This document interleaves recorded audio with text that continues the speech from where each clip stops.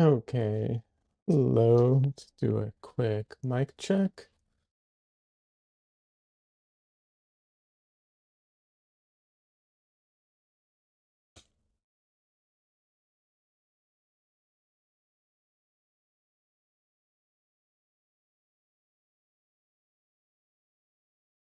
Okay, I think that's good.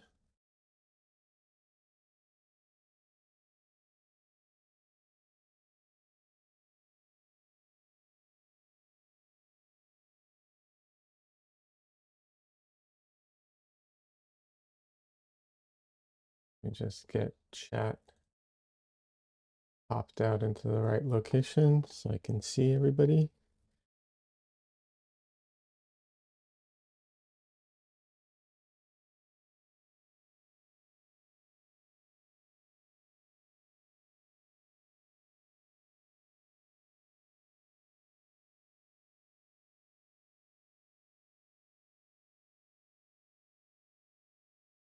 Alrighty. My allergies just flaring up at the moment, so if I sound super nasally, that is why. Okay.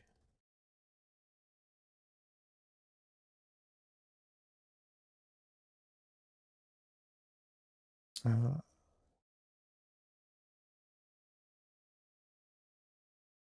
hey, there we go.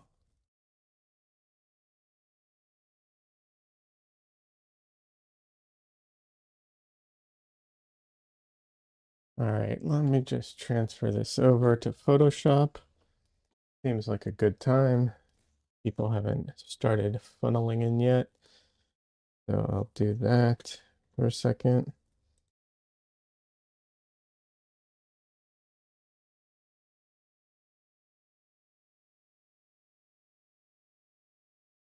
So what I'm doing, I've said this before, but I'm just overlaying my photo reference and my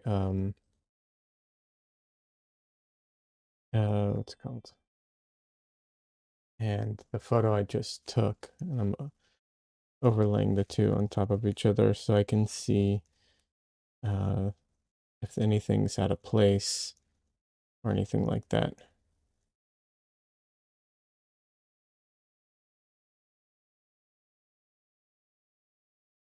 Okay.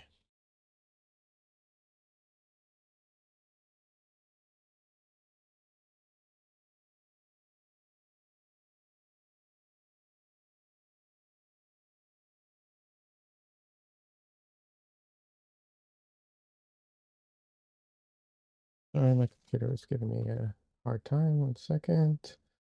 Anyways, but yeah, that's all I'm doing. I use Photoshop for this, but there's a ton of other programs you can use. Some free, some easier, some not as easy, but it's a pretty straightforward process. You just have to warp the photo into place usually because unless you take the shot, directly, um, uh, in front, which is very hard to do. You usually have to warp it a little bit into place. And honestly, sometimes it's better not to take the shot directly head on because you'll get more glare that way. Whereas if you take it at a bit of an angle, sometimes you can eliminate the glare. Okay, there we go. So now I can overlay the two and see, if there's any place I need to kind of make any adjustments or anything like that. Just super useful.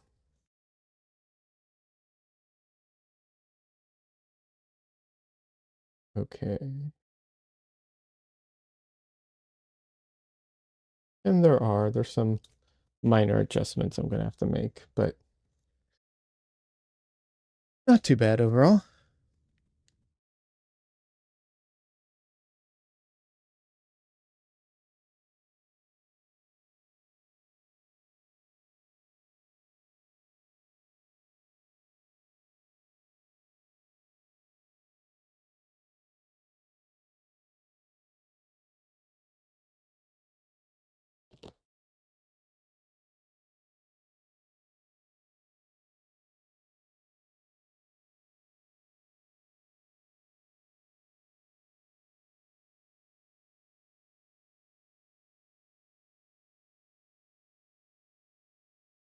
Go. Okay, screen's more in place now. Alrighty. Let me get my palette out. So for anyone who doesn't know, I have my palette in the Masterson container thingy. So it's just an airtight container that I keep my palette in. My palette is a glass palette that's a piece of glass I bought from Home Depot for $5.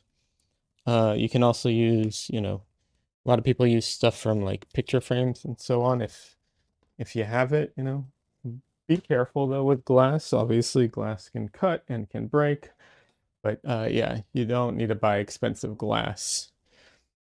I am just going to use my razor to clean my palette right now because cleaning it here is much easier than on my easel. Because once I put it on the easel, um, you know, the easel wobbles quite a bit when you push on it. And don't get me wrong, this is a pretty sturdy easel, but even a sturdy easel wobbles quite a bit when you push hard against it.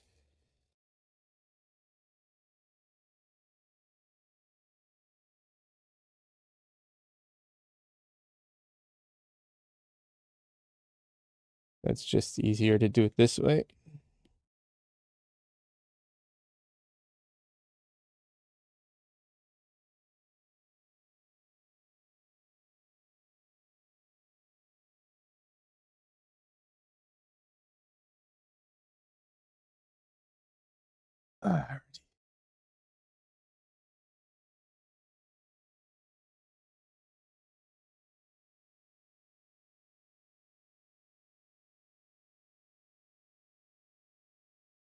At some point, I'm going to have to fix this.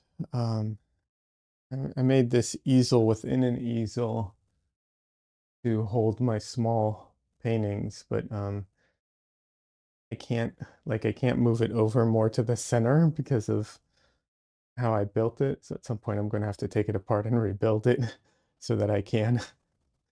But we'll see when that ends up happening.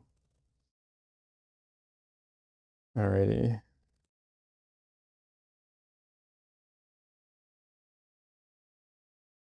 It is warm today. I'm going to turn on the fan and hopefully it's not too loud.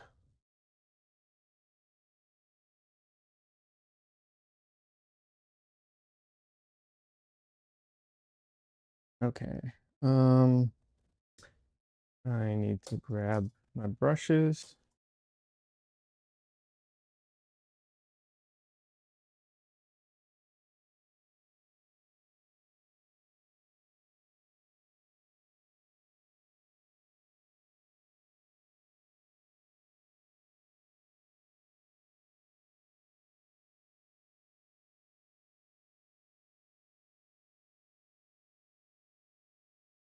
Oh, almost forgot something. Okay. Need to do this 1 second. Hopefully it doesn't mess up my audio.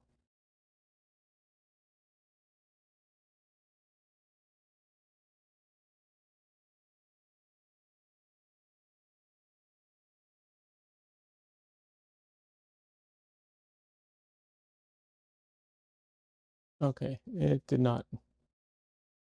I don't think.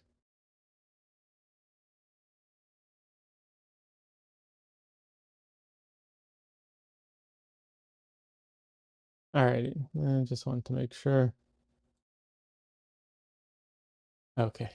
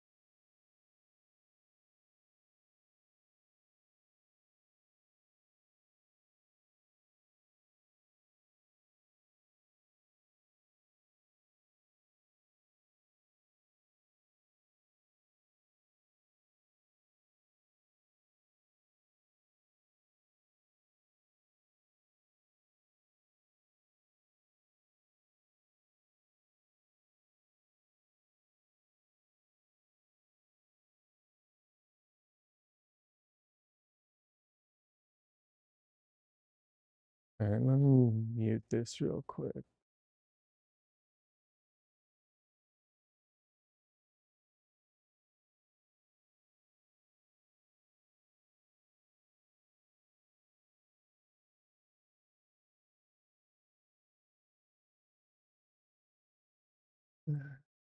Allergies. Alrighty.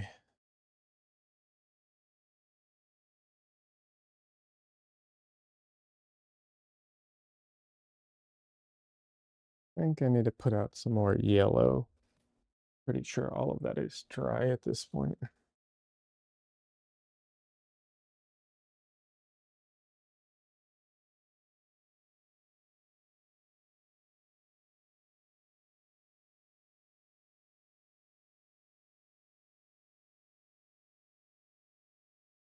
Okay.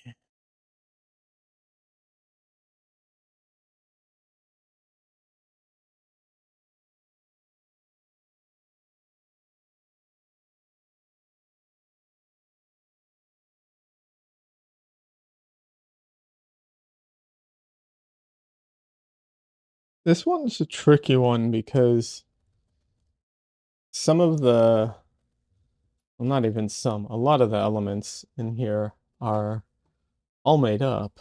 So, um,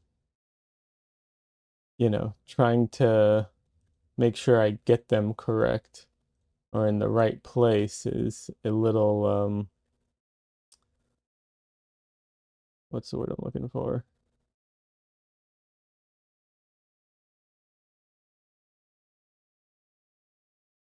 Like arbitrary, I guess, because I'm referencing something that's made up that, you know, a made up sketch of a made up thing. A bit, some of it's a bit arbitrary.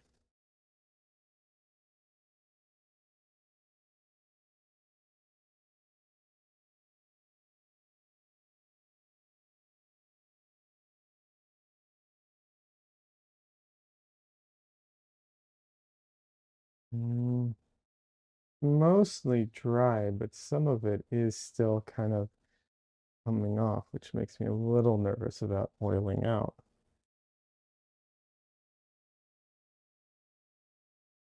I will try and limit where I oil out. See,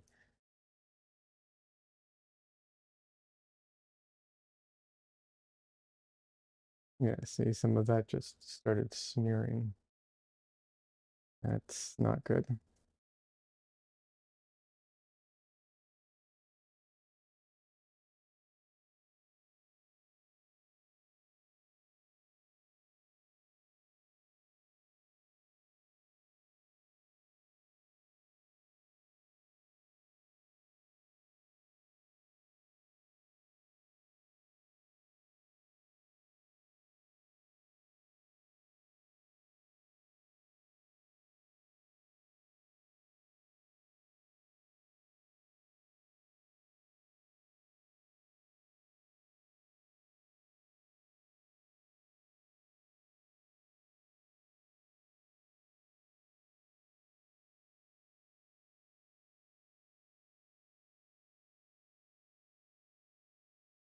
All right.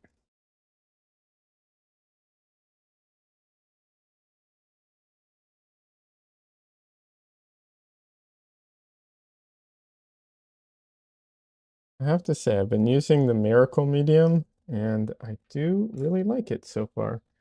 I just wish it wasn't so expensive and was more available. Although I understand that hopefully it'll start becoming more available soon.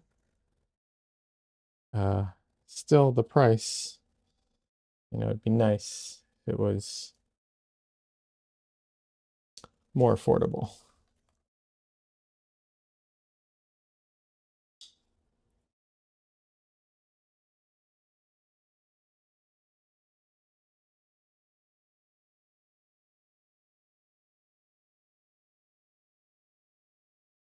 Okay.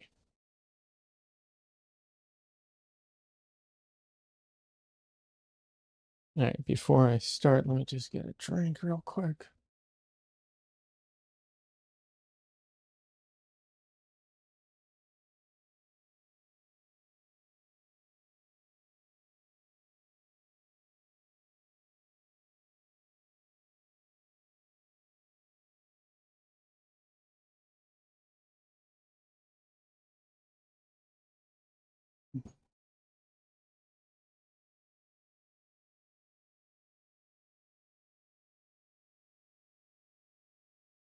Alrighty.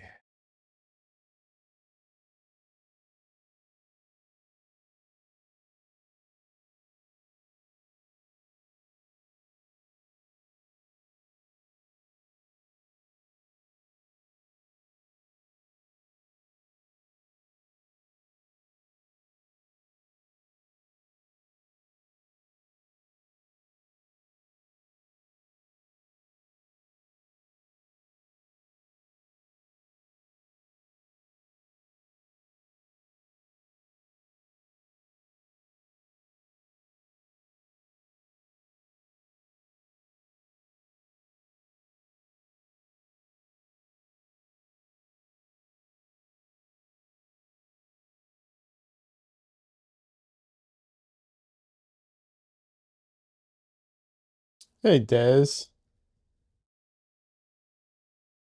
What is the miracle medium supposed to do? It is essentially a solvent alternative um, that is um, that is supposedly odorless, nearly odorless, but it's non-flammable. It's also there's no solvent in it. It's plant-based and it's not toxic, but it replaces solvent. The only caveat is that you can't use it, or you're not supposed to use it to tone your canvas with, because you would have to use too much of it. You're not supposed to use the ratio, I think, is like up to 20% or something like that, but solvent to paint. But when you're toning a canvas, you have to do way more. Um, and then they have variations of it where the variations are just like, instead of just solvent, it is like it replaces a solvent medium of some kind. But yeah, that's what it does. And there's so aside from it being safe, which is great, um, it also means that in theory you can travel with it. You can take it on planes, maybe not as a carry-on, but in your luggage because it's non-flammable.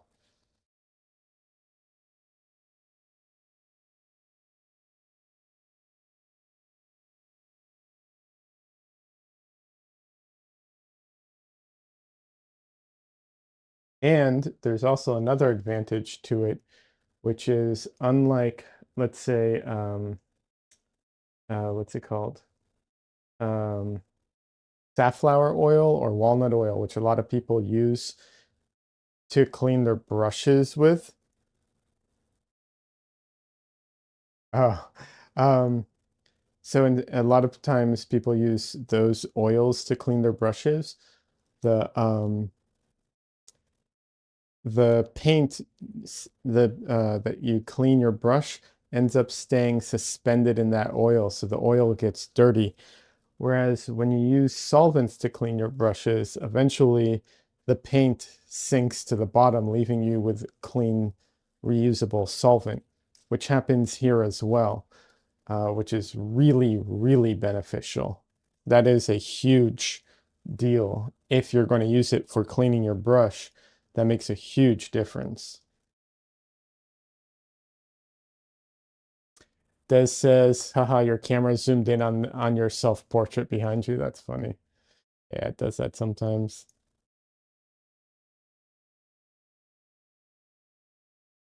So yeah, that's what the Miracle Medium is. It's by Michael Harding, and I don't know if it's available yet in stores in America or in Canada. I got a small bottle at the Portrait Society um, when they were vending there, and I regret not buying a bigger bottle, but they were sold out by the time I stopped at their booth and realized that they had it, they were already sold out of the larger bottles, unfortunately. So I didn't really have I didn't have the option at that point. Had I gone there earlier and realized it, I could have, but oh well. I just generally don't think to buy paints or supplies there because I can just buy it, at Jerry's kind of thing. Um, so it didn't occur to me. But they do claim that it's coming to stores at some point.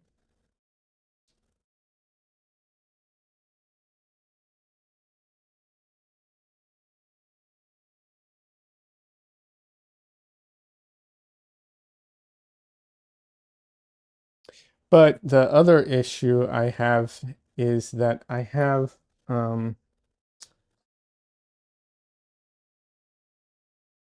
I have this. All of this Gamsol. So, I'm gonna have Gamsol for the rest of my life. Um, you know, don't get me wrong, Gamsol's good for, and relatively speaking, it's, much better than most, and it's got its place, but you have to be careful with fumes and everything. Just got to be cautious, that's all. But yeah, I'm gonna have Gamsol for basically for the rest of my life, I think, with how much that is. Um, we'll see.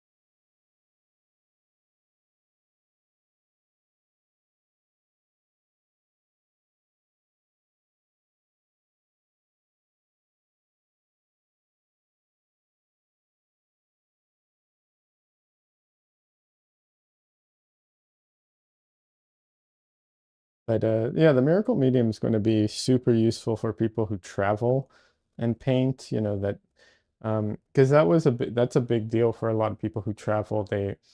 They bringing solvent with them, or they a lot of times have to buy solvent wherever they, end up and stuff like that. Um,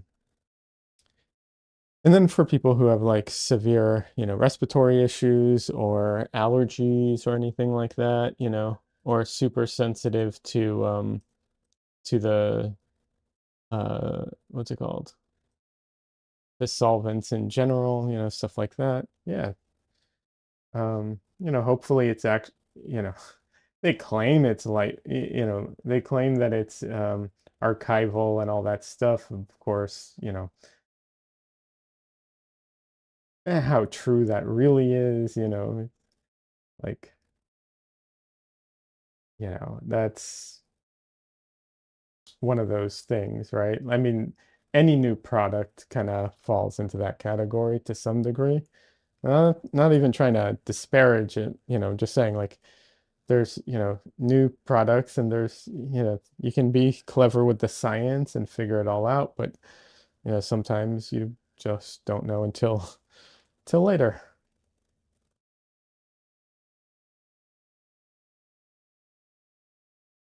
However, I don't know. I think they probably have a good idea.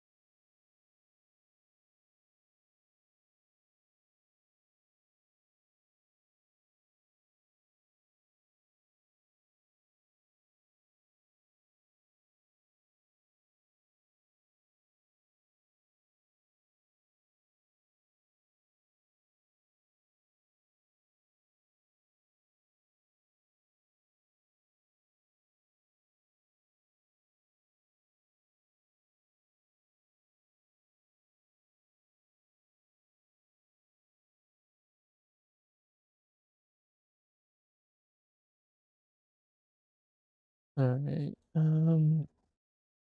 Yeah, this hair is going to be wild. I will see how, exactly how I end up rendering this. I don't know, because I've said it before, it's kind of like Marge hair, only it's pink, like in texture, like it's very just fluff. So, doesn't really make sense as like natural hair. Oh, we'll see.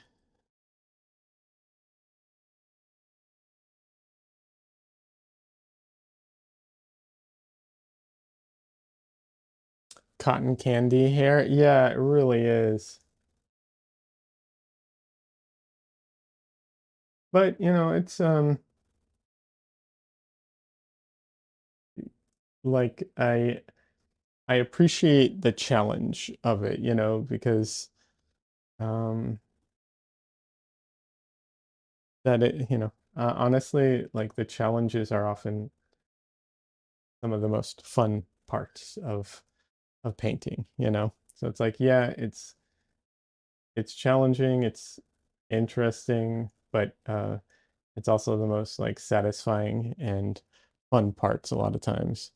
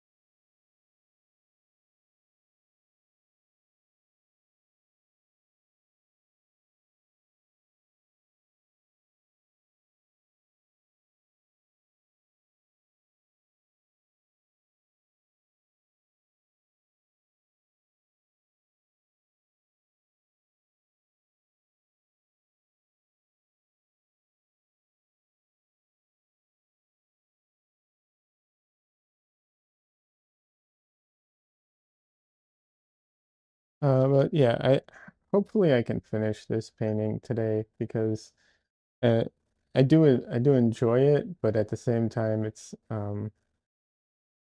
I don't know, it's like to me it's kind of just like an experiment, and I don't want to dedicate too much time to it.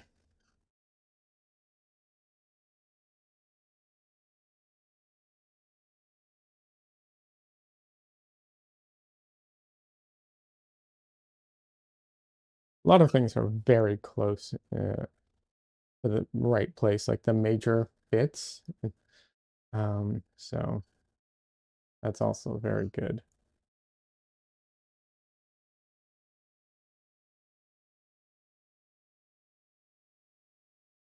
I don't know if you hear the squeaking from my fan, but if you do, let me know if it's annoying and a problem to the stream. It's just sometimes it squeaks, sometimes it doesn't. I need to put some uh, grease on it, um, but that involves opening it up, which is a pain to do. So I haven't done it yet.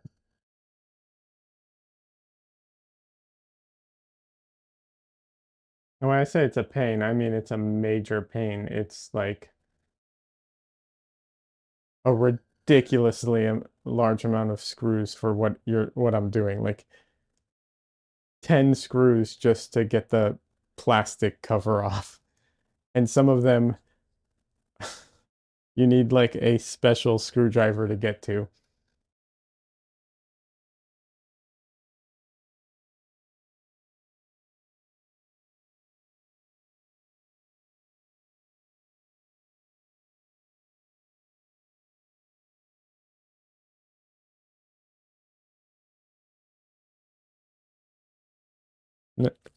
And the reason you need that special screwdriver is because they literally like sunk in the screws so far into the plastic, and they made the hole so tiny that regular screwdrivers won't fit in the hole to get to it.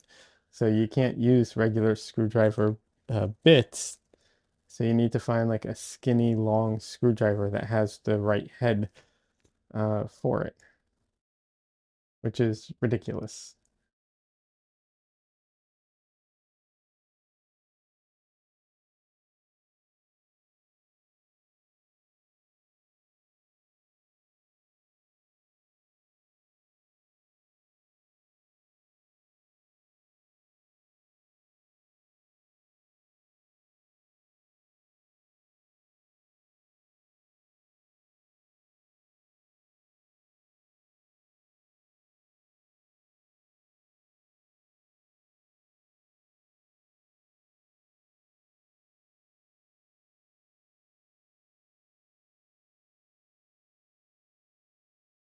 Des, you seem busy, but when you have the time, how are you doing? How have you been?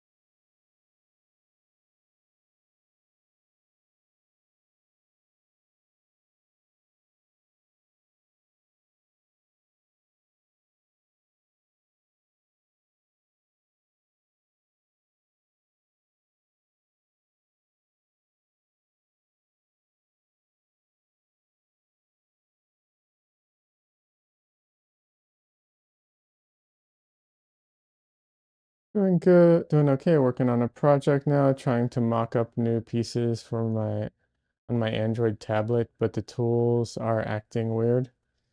It's annoying. I feel that I was getting super frustrated the other day with my website. I was trying to like move stuff around in my website, and it's like, it's supposed to be just drag and drop kind of thing. So I'm just dragging a section and moving it, and like it just was acting weird and not like you go to drag it and you'd move it and it wouldn't drag, and then you go to click on it again, instead of it dragging it then opens to edit it, and it's just like, no, I literally dragged it over and it didn't drag, and I just went to do that again and now it's trying to edit it, and then you click on it again, and just, like, don't get me wrong, minor stuff, but like when your tools aren't functioning right, it's maddening, even when it's something small like that.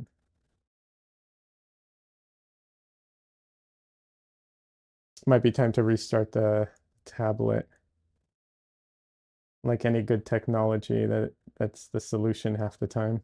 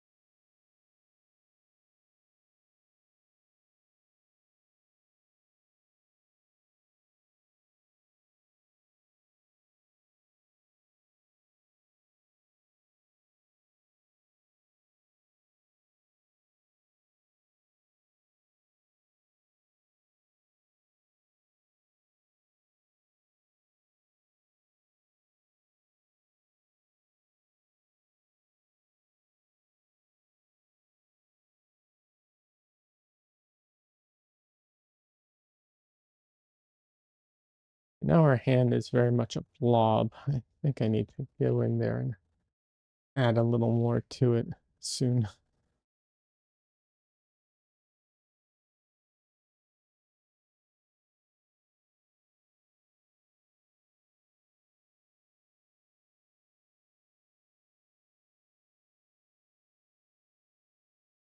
Not that all hands have to be super well defined. That is something that like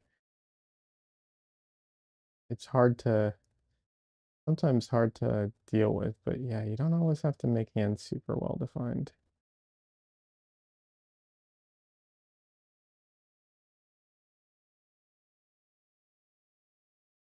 Amazing how many like total masterpieces are done, and there's like smudges for hands with almost nothing there.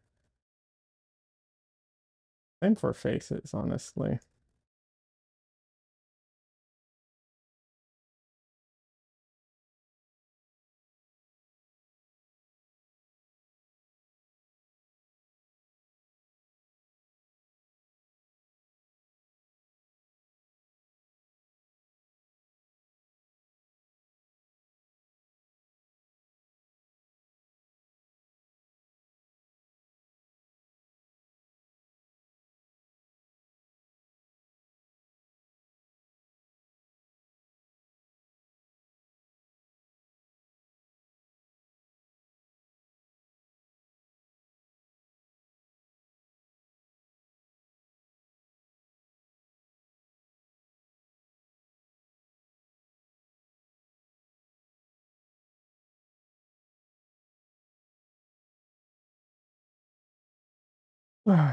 If I'm not super talkative today, I am very tired. I am trying to,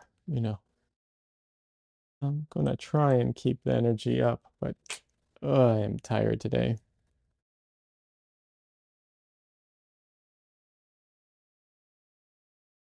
Hey, first time chatter, a burn ro wait, a burn Rosie? Welcome.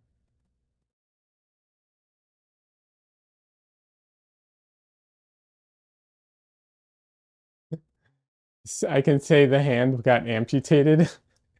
Thanks. I'm not worried. I will put details in there, but thanks. Always a good idea. It's always good to have a backup plan.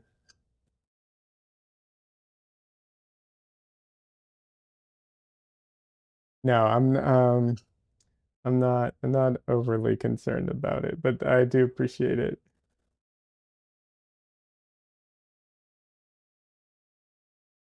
How are you doing today? And are you an Are you an artist? A lot of people who come in here are, so I always ask.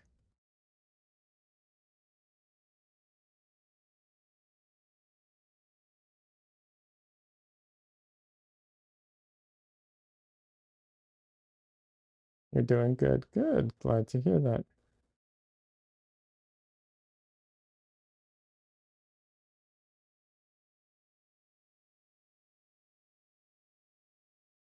And I like to draw, but only for myself. That's fair enough.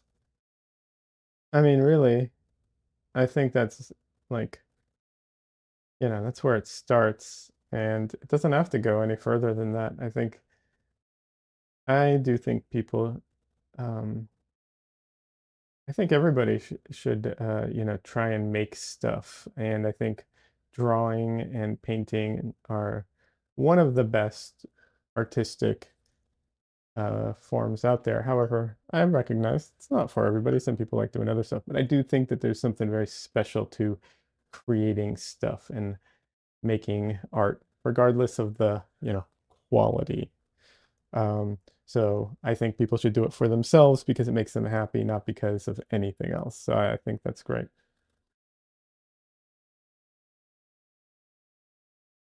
What kind of stuff do you like to draw? I started off in drawing comic books myself. I wanted to be a comic book artist originally. Um, and then after I got into the comic industry, eventually I just kind of got out of it. I agree with you. And faces and realism. Oh, nice.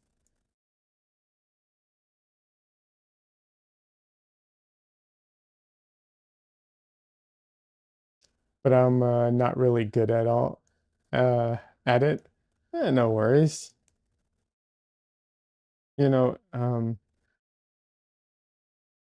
it's like, let's say I like to compare it sometimes to video games because you know, people like to play video games, right? And most people aren't good enough to play video games, professionally, right? Um, and that doesn't take away from their enjoyment of playing video games. Same with basketball or football, right? Like people like playing these games to play them, not because they're going to be amazing at them and they're going to go pro or anything like that. They just like to do it because it's fun to do. And but people for some reason don't have that feeling towards art, and I think they should. Like you should just do it because it's fun, right? Like, yeah, that's cool. You're as good as you're as good as you are at it, and you'll get better the more effort you want to put into getting better. But if you don't, that's fine. Just enjoy doing it. Yeah, I still like to draw and believe with time I will get better. Oh, you will get better with time, and the more you practice, and the more that there are two things that will make you get better.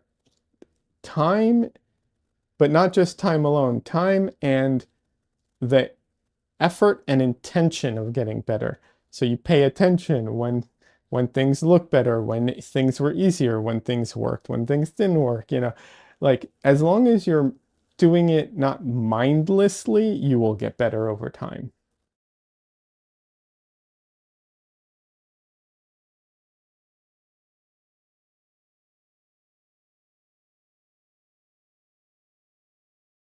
You look like you enjoy painting. Do you like making any other forms of art? I do love painting, and yeah, I do enjoy making other forms of art. I don't know if you qualify this, but I also draw, and I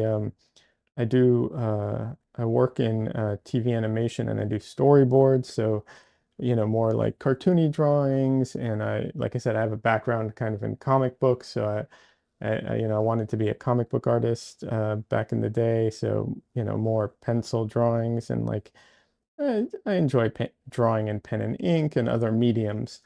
But in case you qualify all those things into just like drawing or painting, like into one, which I can understand, um, I recently got into woodworking a bit. It's less artistic and more practical, but still making something. And I can't really make like artistic things in wood yet because I'm still kind of learning more how to like just work with wood in the most basic forms kind of thing. But I do like doing that as well. And I've been recently getting into video editing and motion graphics and stuff like that because I've been making YouTube videos um, for well, I've been making YouTube videos around painting, and so I've been learning how to, edit and do all that stuff. It's not so much an art, I guess, artistic. It's like artistic adjacent because it's more practical. Maybe photography. I've been also learning photography so that I can take photo references for myself. So there's, maybe more an artistic component to the photography than anything else, maybe. Yeah. And if I didn't read this already, you said, and thanks for the words of encouragement. Absolutely. That is something you know, I try and champion here on my live streams because I feel like people just have this weird um, way of looking at art that I don't agree with and I don't like. And I think it makes people kind of um, give up on art. and I hate that. You know, I really hate to see that it like encourages people to just not even try, you know. So, so yeah, I try and, you know, I try and kind of combat that in my own way.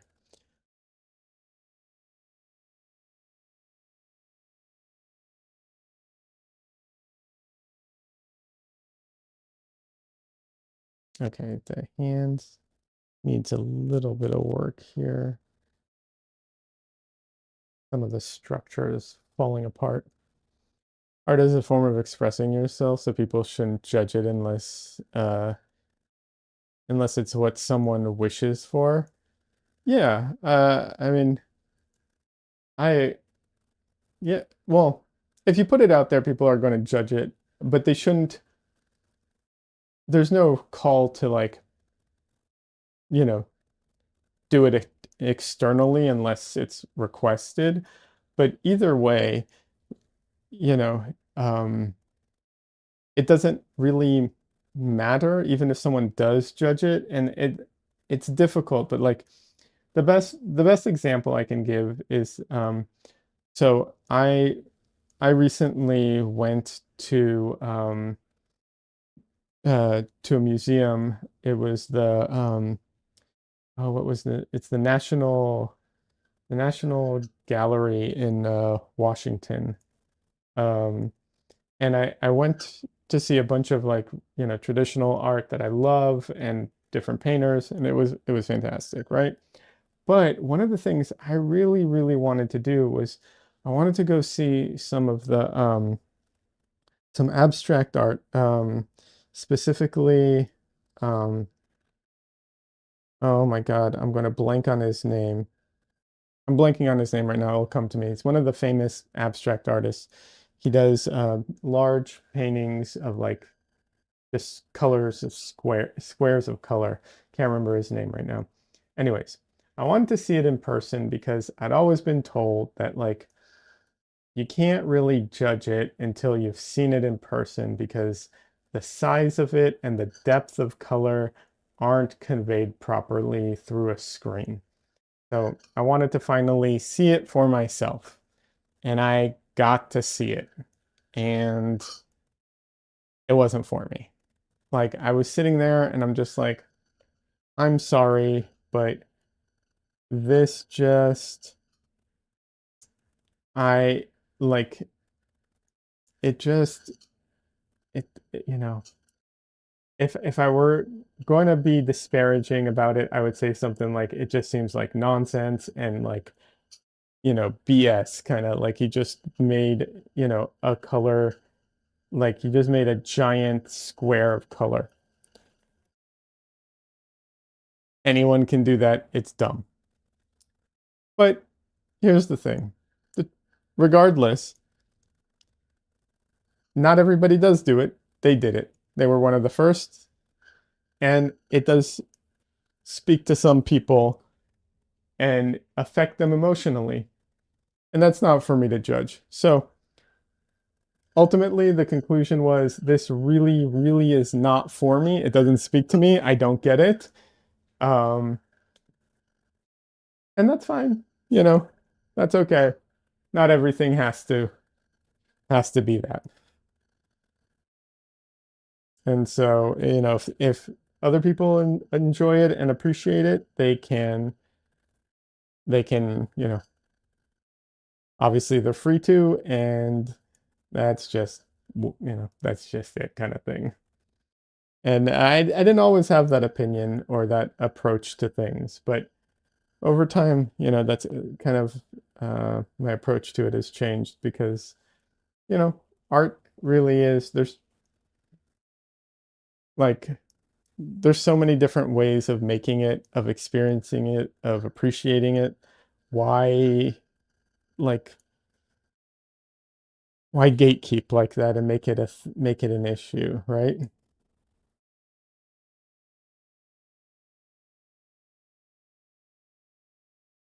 even if there's a chance that they were propped up by the CIA to combat, uh, you know, the Russian and Europe, what's it called?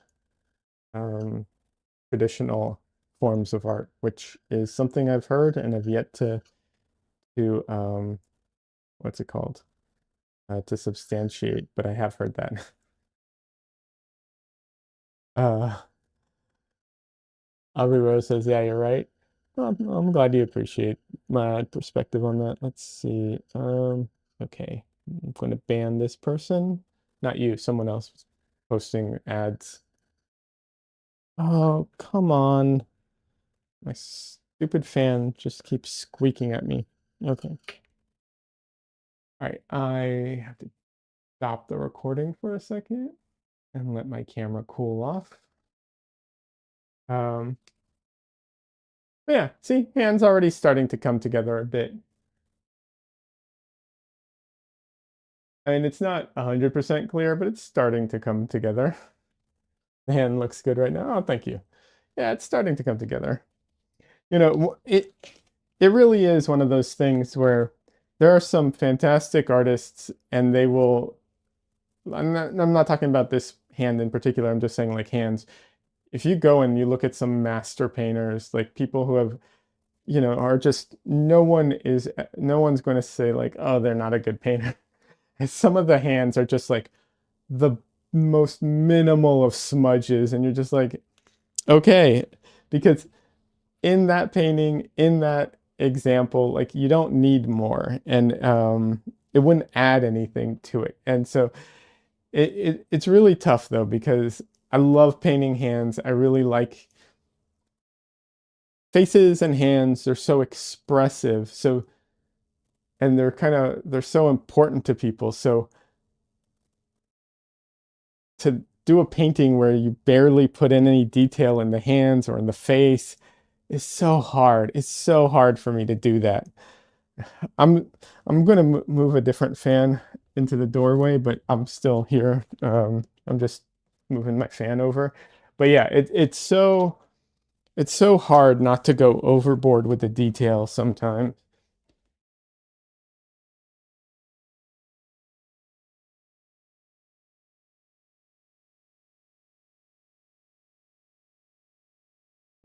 And sometimes I think the reason is because when you're learning to draw and you're learning to paint,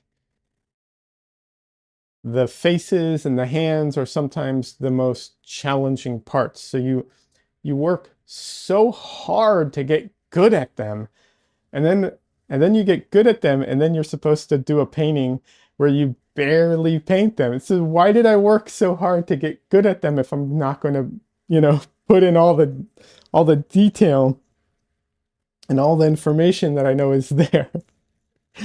um, but sometimes it's better not to. And that's definitely one of those challenges in art.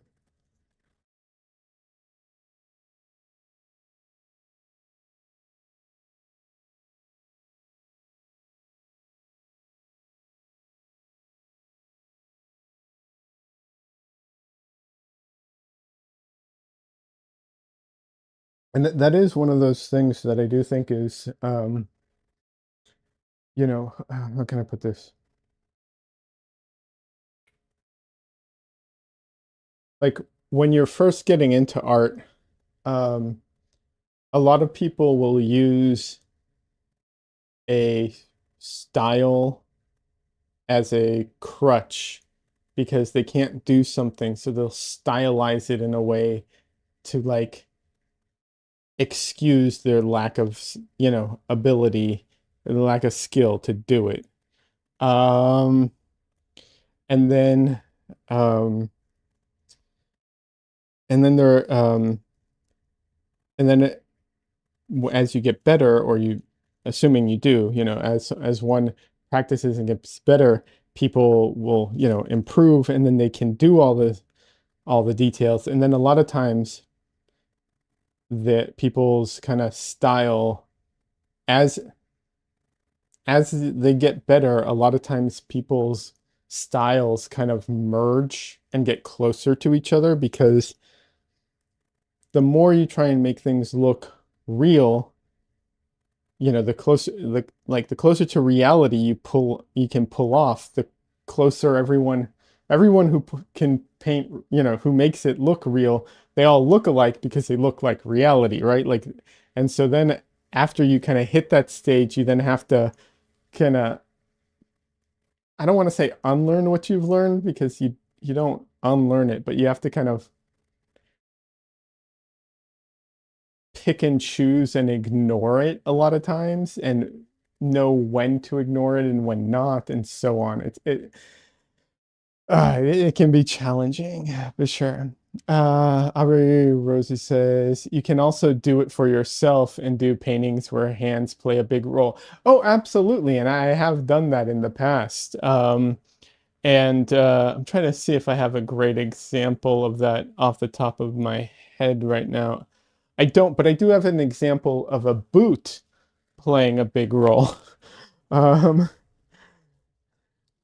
so this painting, which so I have this one, and sorry, it's hard to get it at the right angle. And the what's it called? Like the boot is in focus. You can see all this detail, but then the face is just like there's barely any detail in the face, there really isn't much there.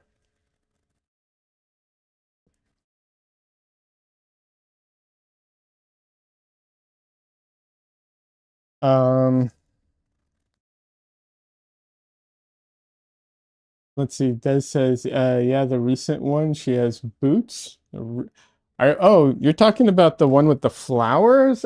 She's not done. I don't feel, I don't feel comfortable. I mean, I can show it, but I don't think it's a good representation of anything yet because it's not finished, If this is the one you're referring to, like her face is very small, so there's going to be limited detail for sure.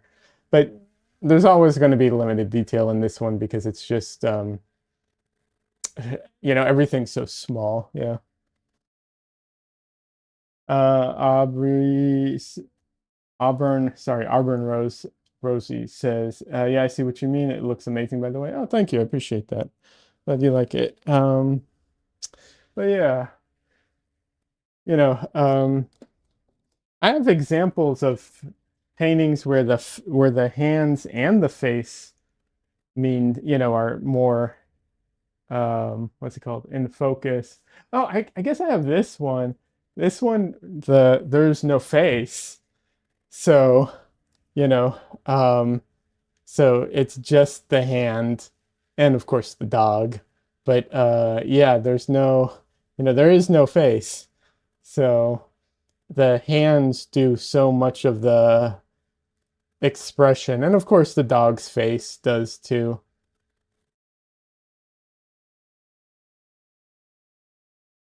But yeah, I do appreciate, you know, I do like finding.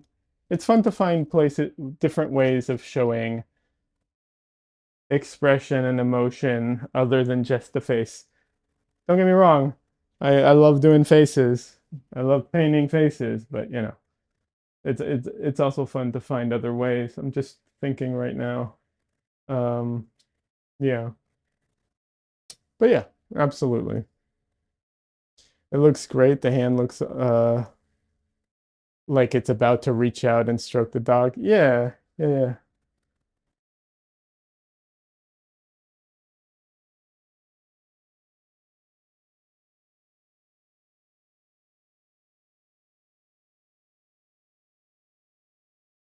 Yeah, I really like that one. That one's can't keep track of when I did everything, but yeah, I like that one. There's a lot of feeling to it, I think.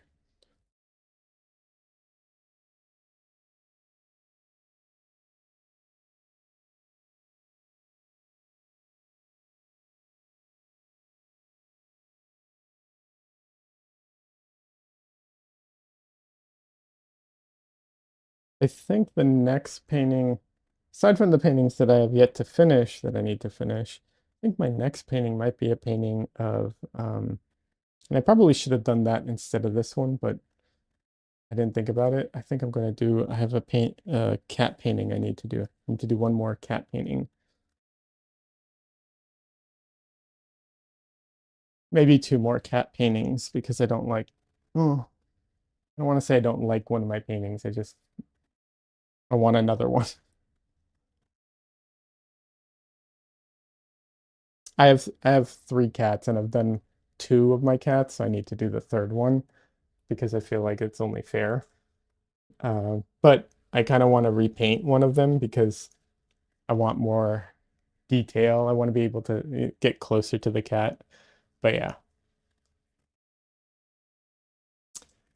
Is the one you're drawing right now a reference shot?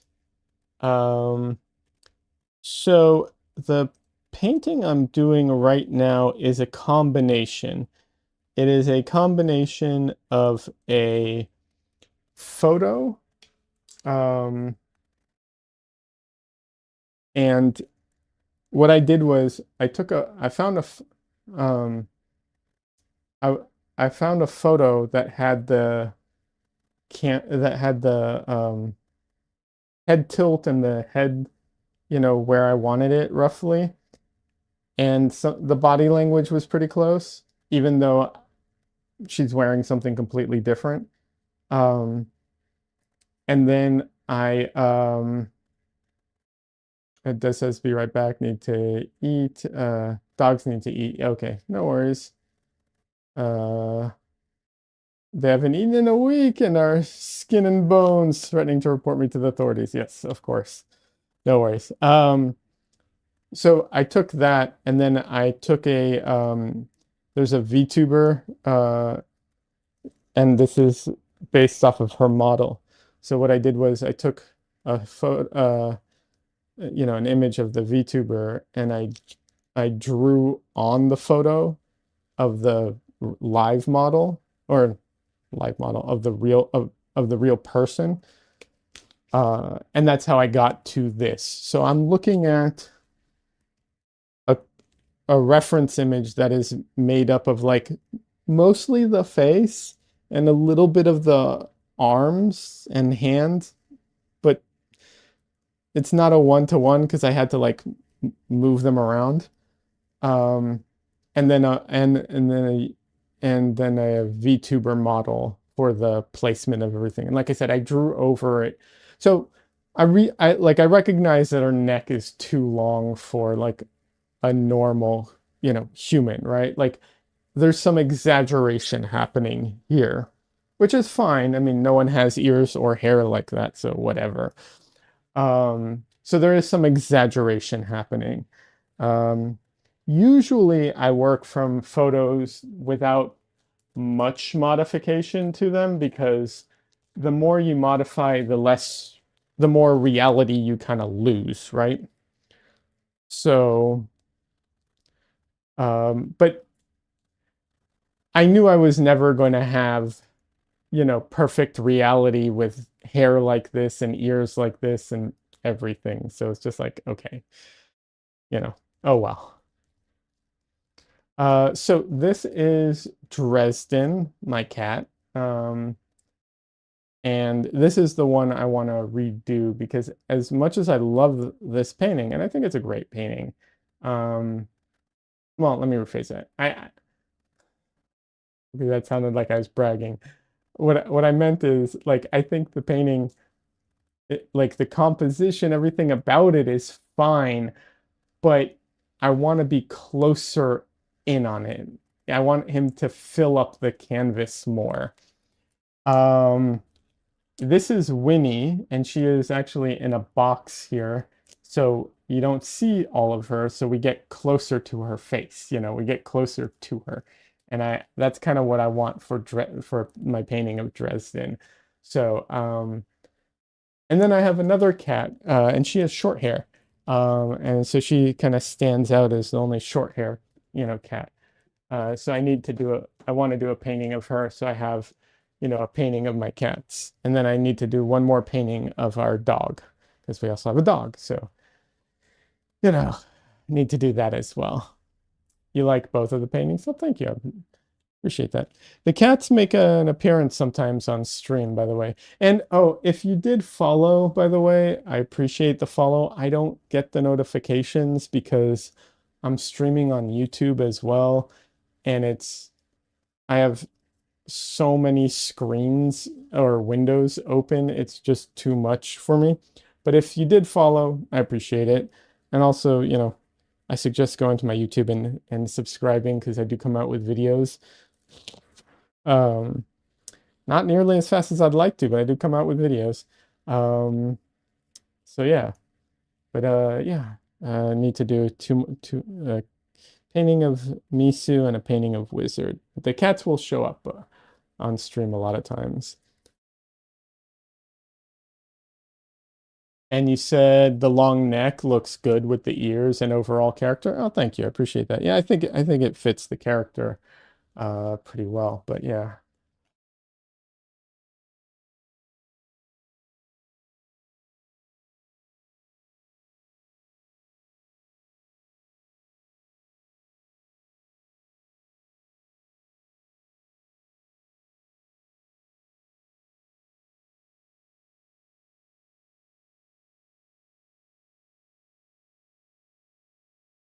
All right, let's try and get some of the I'm going to try and do some of the face here.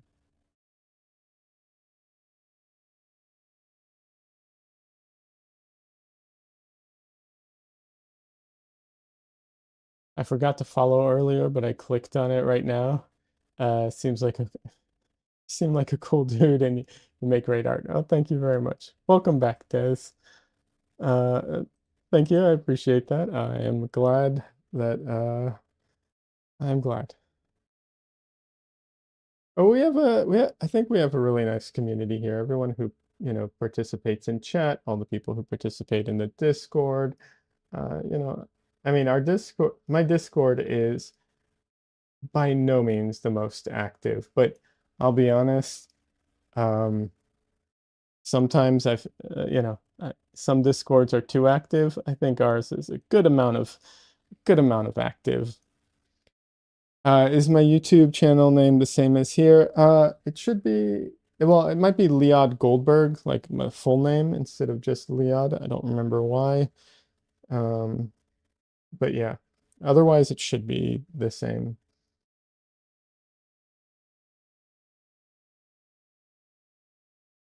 I, I wonder if I should just shorten it to just Liad and for my YouTube channel.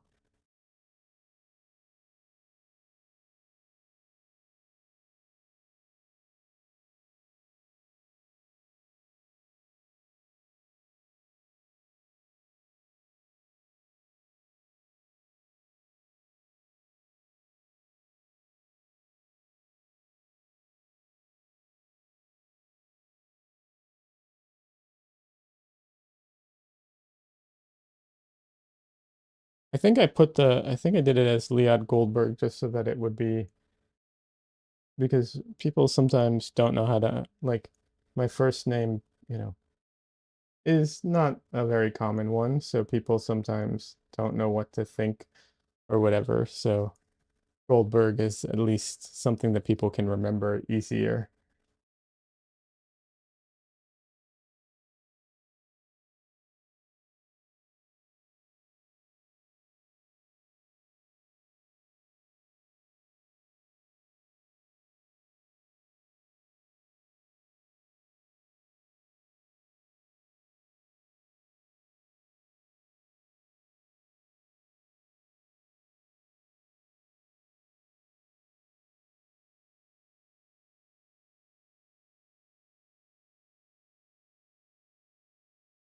We'll see. I'm always trying to, like, I always want to make everything as clear and unified as possible, but I don't know.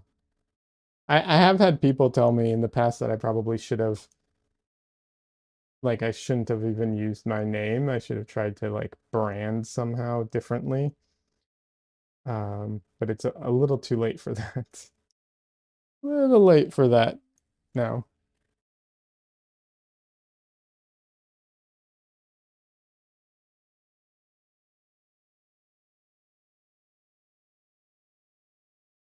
Now I will ask, how are you doing today? I'm doing okay. I'm tired. I had to wake up early today, so I'm a bit out of it. Um, uh, I'm trying to be as coherent as possible, but I worry that I'm not. But otherwise I'm doing all right. I got pulled over by the police on my way home today. Luckily, I got let go with just a warning. So, they're uh, that turned out fine. Like it could have been so much worse. So, the cop was very polite and nice and everything went fine. So, I can't really complain about that. It was just, I don't get pulled over very often, so it stood out.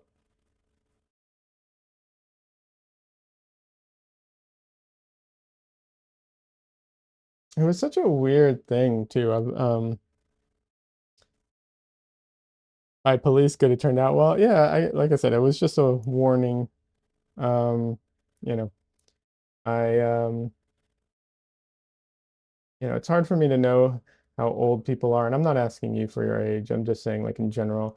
Like I don't know if you drive or not. But I got I was driving and I got pulled over for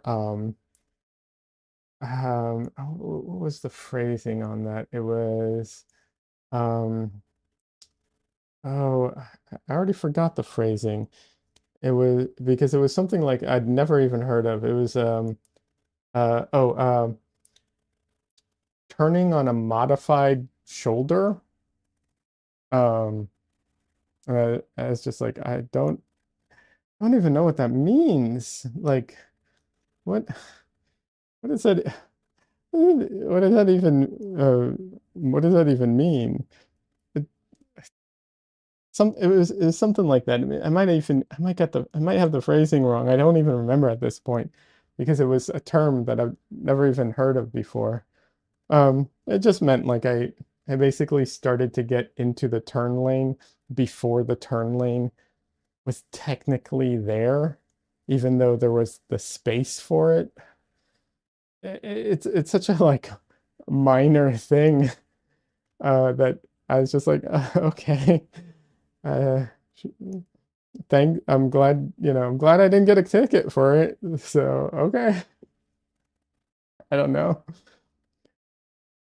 Auburn also says, I also don't know what that would mean. When he first showed up at the window and started telling me what was happening, I was just like, I literally didn't understand what he was saying. He's like, um, I wasn't sure if he was asking me a question, if he like I was just like I don't understand what you're like. It was like Mad Libs where he's just saying words together that don't really mean anything. It's just like I'm sorry, I don't understand. What, can you explain this to me? And he tried to explain it to me, and he was stumbling on the words because he was having a hard time kind of even explaining it to me. So I'm just like, okay, um, you know, sure. Like, all right. It seemed like honestly, it seemed like a very um silly thing to pull someone over for. Um, but you know, whatever. Once again, he was nice, everything went fine. He gave me a warning. I really am not going to complain, about it. Um, so, maybe he has a quota, maybe he just really thought I was dry. Like, I don't know, whatever, it's fine. But it's always nerve-wracking to get pulled over by the police, even if you don't think anything like major is going to happen, still worried about a ticket. I don't want to want to have to pay a ticket, a fine or whatever. Like it can be it can be a little nerve-wracking. Yeah. Maybe those cops were really bored today. Maybe he, who knows? It's fine. You have dark brown hair? True, I do. I don't know. It's all good.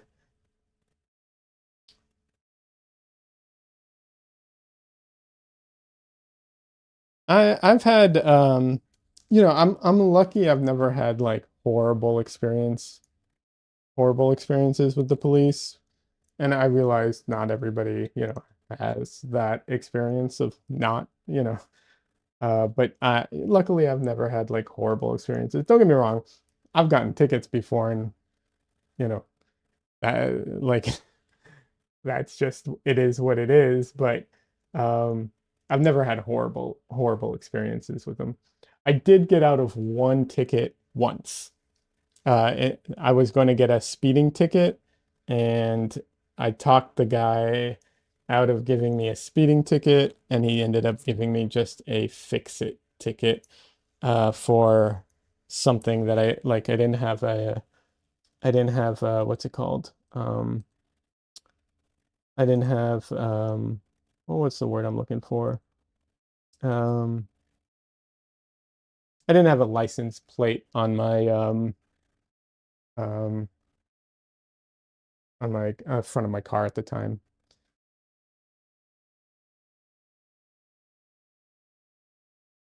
No, having dark brown hair is not an issue here, Des. That's a little much. It's really not. A ton of people look like me here. It's it's really not an issue. Yeah. But no, this was in San Diego. I got pulled today it was in Texas, but I got pulled over in San Diego for speeding, and this is years ago. I'm talking like years and years ago. Got pulled over for speeding because I was trying to get to Comic-Con uh faster. I was running late. Um I was trying to get there fast, and I got pulled over, and the guy was going to give me a ticket, and it was like it looked like there was nothing I could do. And so he asked me, he asked me for a driver's license and registration and all that. Um, so I give him all the stuff, and he comes he he comes back, or he asks me, is this address on my driver's license the current address? And I looked at him, I'm like, no, it is not. And he's like, well, what is the current address? And I was like, I don't really have one at the moment. And he's like, oh. I was like, yeah. He's like, that bad? I was like, yeah, it is actually. Because I was just staying at a friend's at the time, because I didn't really even I didn't even have a place. I literally was just staying at a friend's. So he's like, okay, I'll tell you what. I'm giving you a fix-it ticket for not having a license plate on the front of your car, which was a new thing at the time that you had to have it. And then he's like, but don't let me catch you speeding again. It's like, okay, you got it.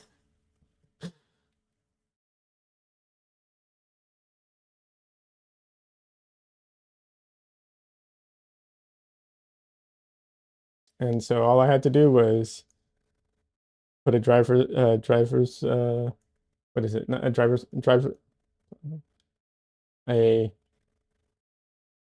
license plate. Jeez, my brain. All I had to do was put a license plate on the front of my car, and that, solved uh the problem for me. Interesting and fun story. Yeah.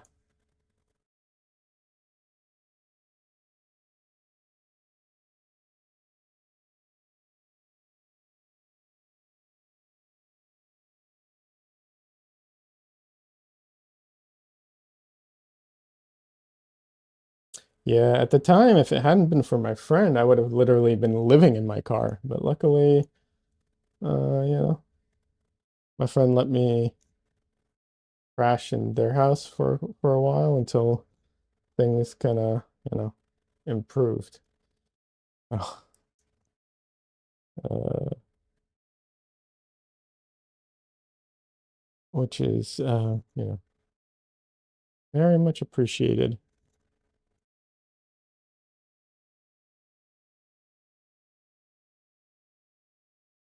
But yeah, I wasn't just going to Comic-Con for the fun of it. I was trying to get into comic books at the time. So I was going there and I was applying to all the different companies trying to, get my portfolio reviewed and make connections and try and get work from there. So it wasn't just like, oh my God, I'm late for Comic-Con. There was like a job seeking component to it. Um, yeah. Later, a couple years later, trying to remember how many years later, I don't think I can recall exactly, but a few years later, I ended up having a table at Comic-Con at the in Artist Alley, which was a lot of fun and crazy and hectic and yeah, but it was a lot of fun.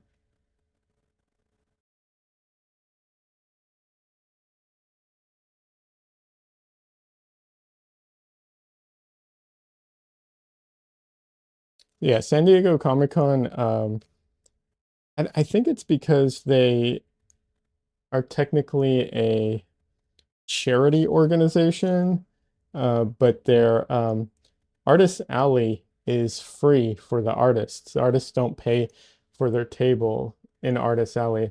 And so it's by invite only. And that's a little misleading because you apply for it, but then they have to invite you to it. Even though you apply, they have to like approve you and invite you. That makes sense. Um, and so, and because it's free, uh, artists do not want to give up their spot. And once you have a spot, usually like they invite you back, right? Like if you already have a spot, you usually are able to keep it, or you're more likely to be able to keep it. So, um, so once people have a spot, they do not want to give it up. So it's really hard to get a table in Artist Alley at Comic Con, at San Diego Comic Con. And I applied for it and not expecting to, get it at all. And I didn't. And then 3 weeks before the convention, they contacted me and they're like, someone dropped out and we have a spot. Do you want it? So of course I said yes. But oh my God, trying to prepare for the convention in 3 weeks was insanity.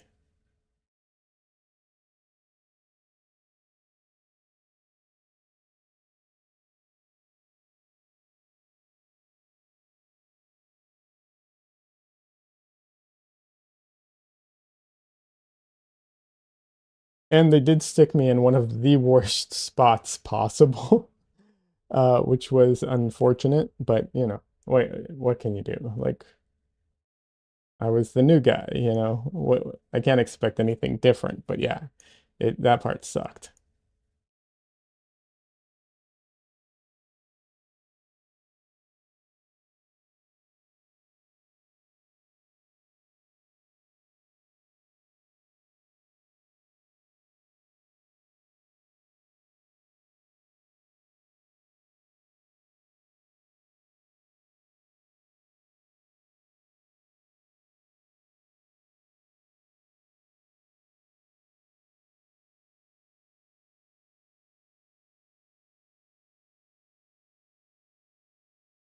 San Diego Comic-Con used to be a lot of fun. Now, I don't know that I'd recommend it to people. I honestly think there are smaller conventions that are more fun now. But back in the day, it was, and even when I started going, like, I've heard stories about what it was like before that, and it sounds amazing. But, even when I went, it started getting out of hand. But yeah, I honestly don't know that I could recommend it now to people. It's so expensive and so crazy. So much lines and everything. I don't know. Yeah. I, I don't know if it's one of those things, some people are really interested in going and a lot of people aren't. So I don't know. But yeah, um, I don't know that I'd recommend it to people anymore. Let's see. Did you like making art since childhood? Yes, I did. I've always liked it. I wanted to be a comic book artist when I was younger, hence Comic Con and all that. But and I got into like indie comics and stuff, but eventually just kind of got out of it. I still love comic books, and I do, I don't know that I'd want to draw a comic book, but I do love comic books still. Um, yeah, but I wasn't very good at art as a kid. Actually, I was, I think I was on the like if you were to take the average, I think I was below average for a very, very, very long time. I don't know when it shifted and I like surpassed like the what you would call like the average in quality, or skill. Um, but it took a long time. Um, yeah, took a very, very long time.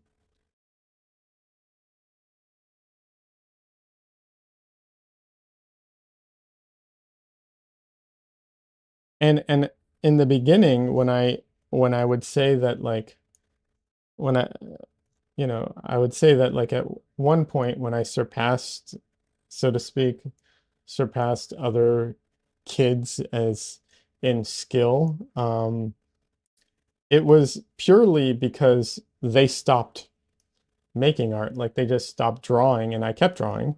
And so, eventually I just got slightly better and, they didn't.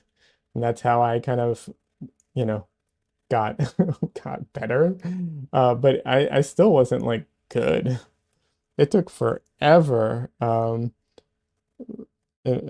me to, to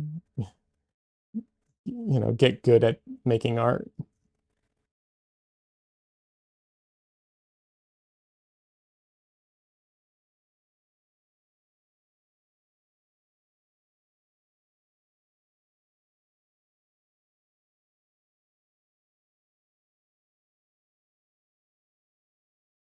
So yeah, I think like when I was a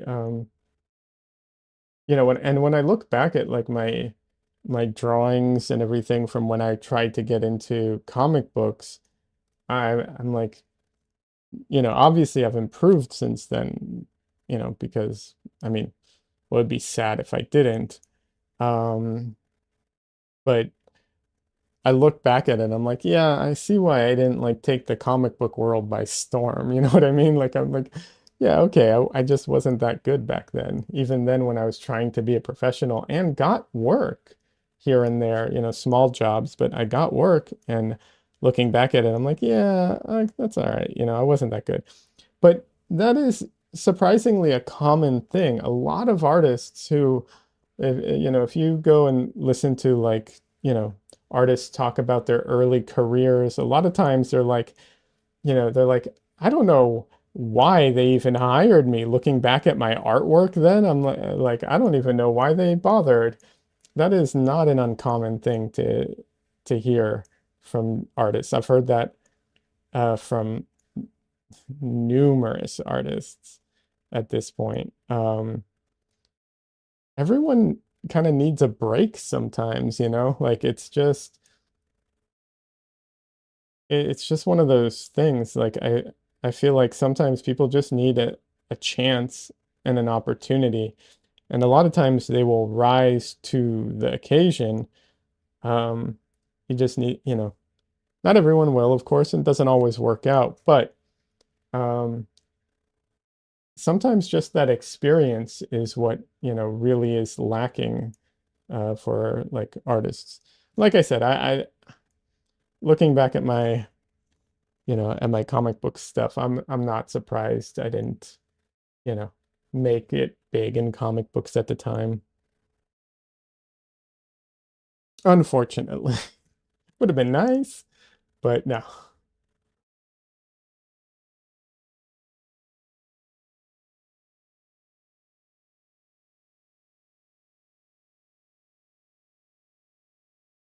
And, you know, but going back to what we were talking about earlier, it's worth mentioning or worth noting that like um you don't always have to do that kind of stuff to be successful. I was talking with a writer recently about the novel series or the graphic novel series, I guess, Bone. I don't know if you're familiar with it. And, you know, I'm not trying to, you know, say anything really negative about the about his artwork, but it wasn't like groundbreakingly good or anything. Like it's serviceable for the story, but it's, you know, it's very simple and um, you know, Des says switching rooms so I can work on this piece. But okay, no problem, Des. But you know, they kept making Bone and they kept improving, and the story really, you know, touched people or spoke to people, and over time it became a huge success, you know. And what's his name too? What the guy who created Peanuts, right? Like Peanuts was, and the thing is, I'm talking about things that are successful, but success isn't the only way of gauging these things, right? But the reason they were successful is because they spoke to people. And you can, my point is that you can make things that really move people without being the best artist in the world, you know? Um, Despite the fact that every artist I know always wants to be the best, but you know, regardless, like you really can make things that really affect people on an emotional level without being the best artist in the world. And people really lose track of that sometimes. I think that's and that's what you know, a shame, I think. Um, and it's, you know, I try and remind myself that too, because it's easy for me to forget that too, because you get so hung up on the technical side of everything all the time, or I do at least, you know.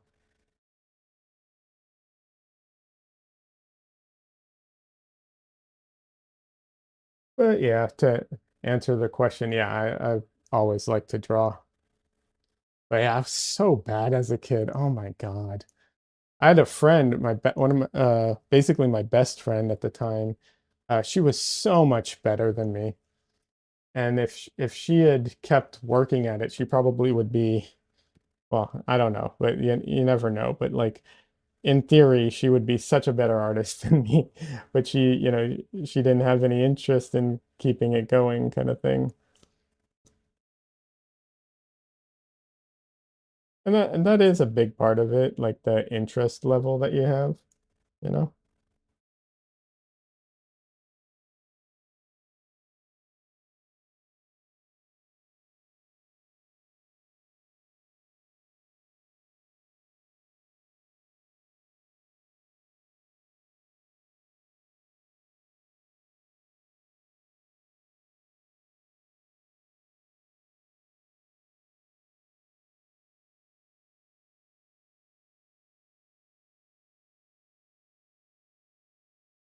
Okay.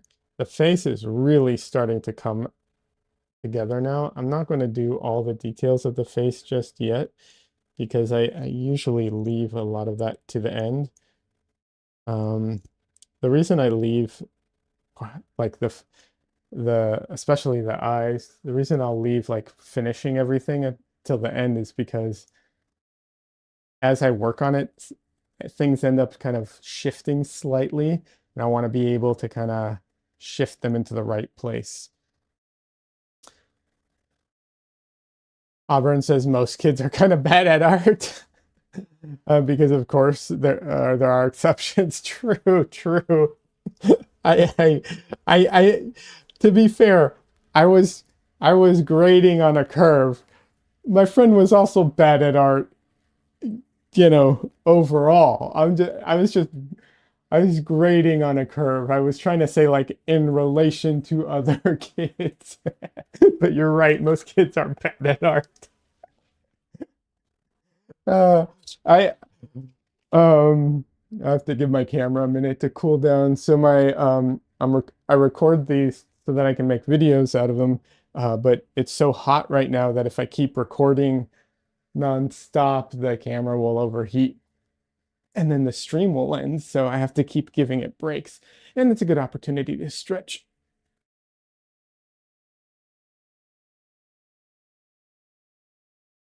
Actually, um, when I was a like a little kid, like in I think first grade or something like that.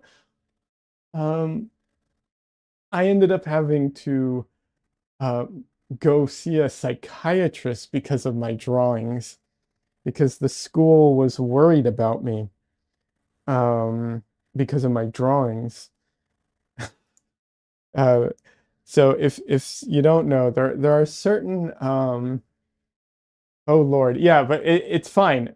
This is a lighthearted story for the record, but there are some like telling signs in artwork when kids do these particular things. They are like a warning sign a lot of times, and they were concerned, right? Um,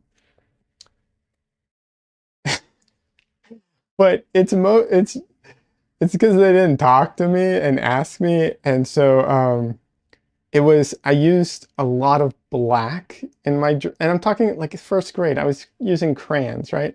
So I was drawing people with a lot of black and with really large hands. Um, so they were worried, but the thing is, um, drawing five fingers with crayons is hard because crayons are not sharp. So I made the hands really large so I could get all the fingers in. And I used a lot of black because it was my favorite color. Um, because as I used to say, it was all the colors combined. So that's it. It's a very lighthearted story of like, adults not talking to children properly. Just not like, hey, what's up with this? Uh, but yeah. And getting those fingies in there is hard with the crayons. It's just so stumpy.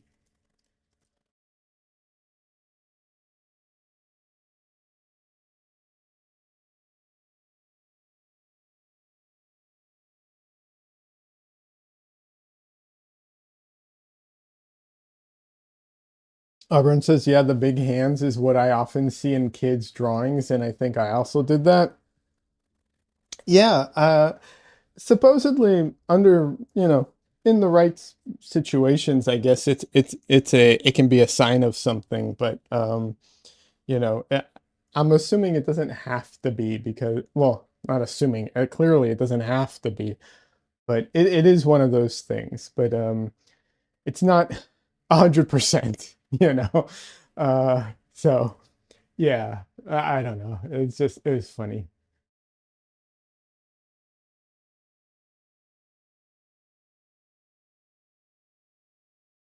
But I mean, better safe than sorry, right? Like it's a good thing that the school cared. So it's a good thing. It's just funny, in my circumstance. But yeah,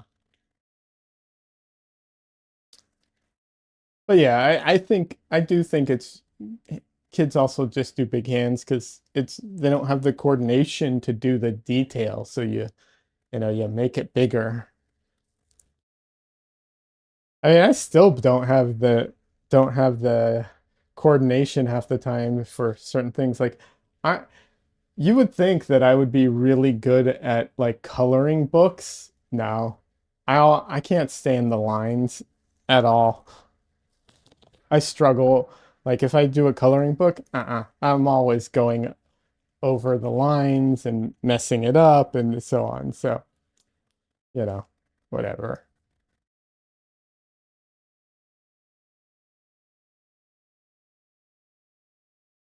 All right. I will say one of the fun things about this painting is that while I do have reference and I'm trying to use the reference for a lot of it, um, a lot of that doesn't matter. So I can make it up as I'm painting it. Well, not as I'm painting it, but like I don't have to be too beholden to the reference because the reference is a lot of it's made up as well.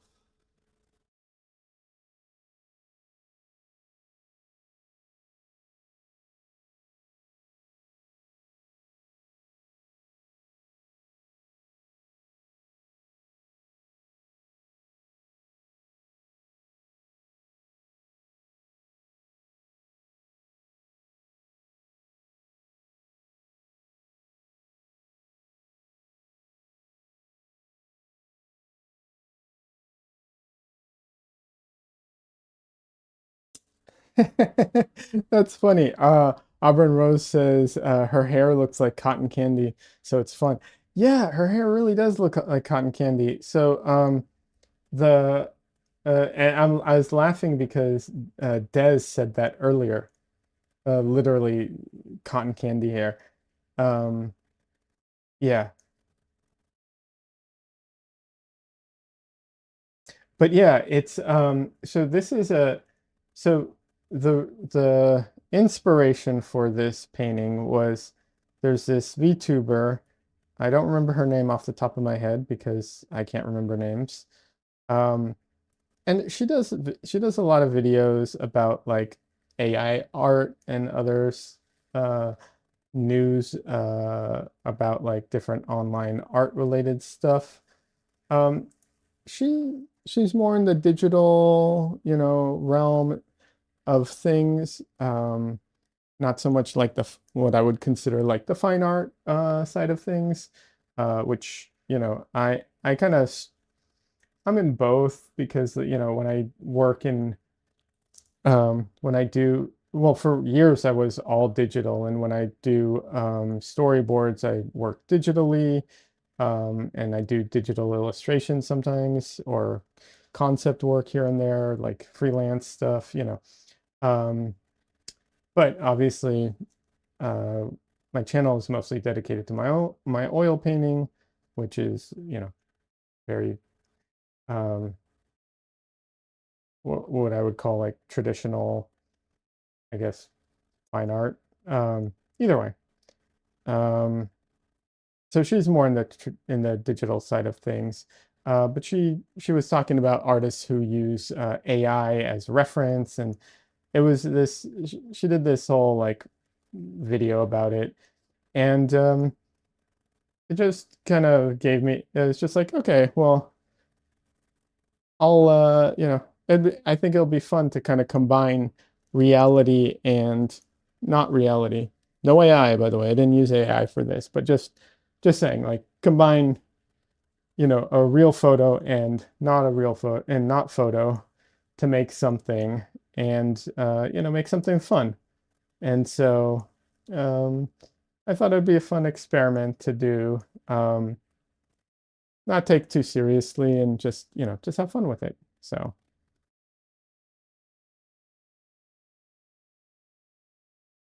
that was you know what made me decide to do this painting in the first place.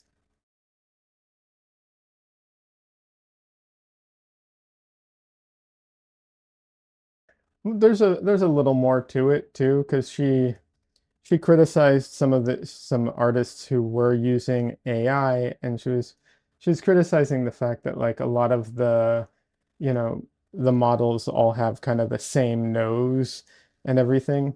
And the reality is that a lot of models have very similar nose, and a lot of people, when they're painting attractive women, they kind of default to the same kind of same look. Um, but that was also part of it. So my goal with her nose specifically is to make sure that it's not that like same kind of upturn, AI nose. Even like I said, I'm not using AI. I have a photo of a model, but I'm still going to try and make sure that the nose kind of stands out a little different in shape at least.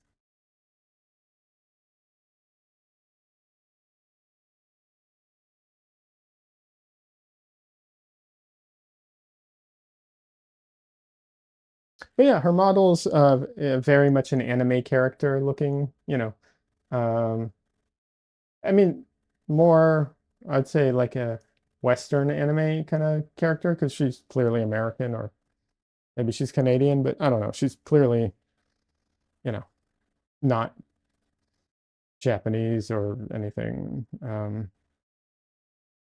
But I like her channel. She has fun videos and talks about relevant stuff. So yeah, I'll once I finish this, I'm planning on making a video about it, and I'll link to her and everything like that.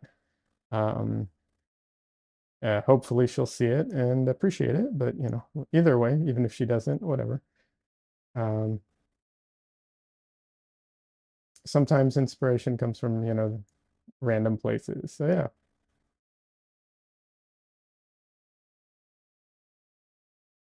But yeah, it's challenging to paint the cotton candy hair and still try and make it look like it's not, you know, like I want to make it look like it's a real thing, even if it looks like a wig, or something. I still want it to not look, completely like fake or not fake, fictitious, I guess, if that makes sense. So yeah. Very challenging, but like I was saying earlier today, is that's a lot of the fun, right? Like the challenging parts are often the fun and you know, the rewarding parts, because that is one thing that like um, AI artists really don't understand. It is like the rewarding aspect of making art. Like the rewarding part of making it is actually making it and accomplishing something. Like that is rewarding, very rewarding, in fact. So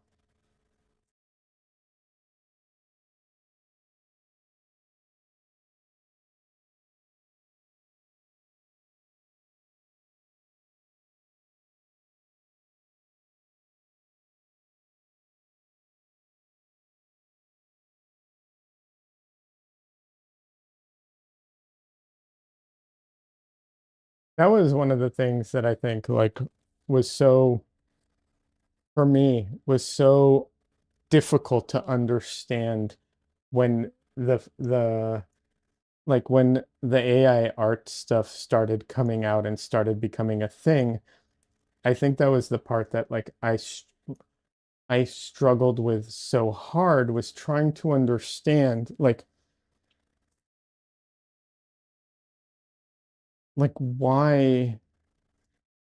why would I ever want to do this thing? Like, what is the point of this? And the people who like loved it, I couldn't, I couldn't understand why. Like, what's the point? I mean, don't get me wrong. I see a lot of uses for it, especially for memes and funny stuff. Like, I get that. Like, haha, it's a joke. You make something funny. I get it. But like,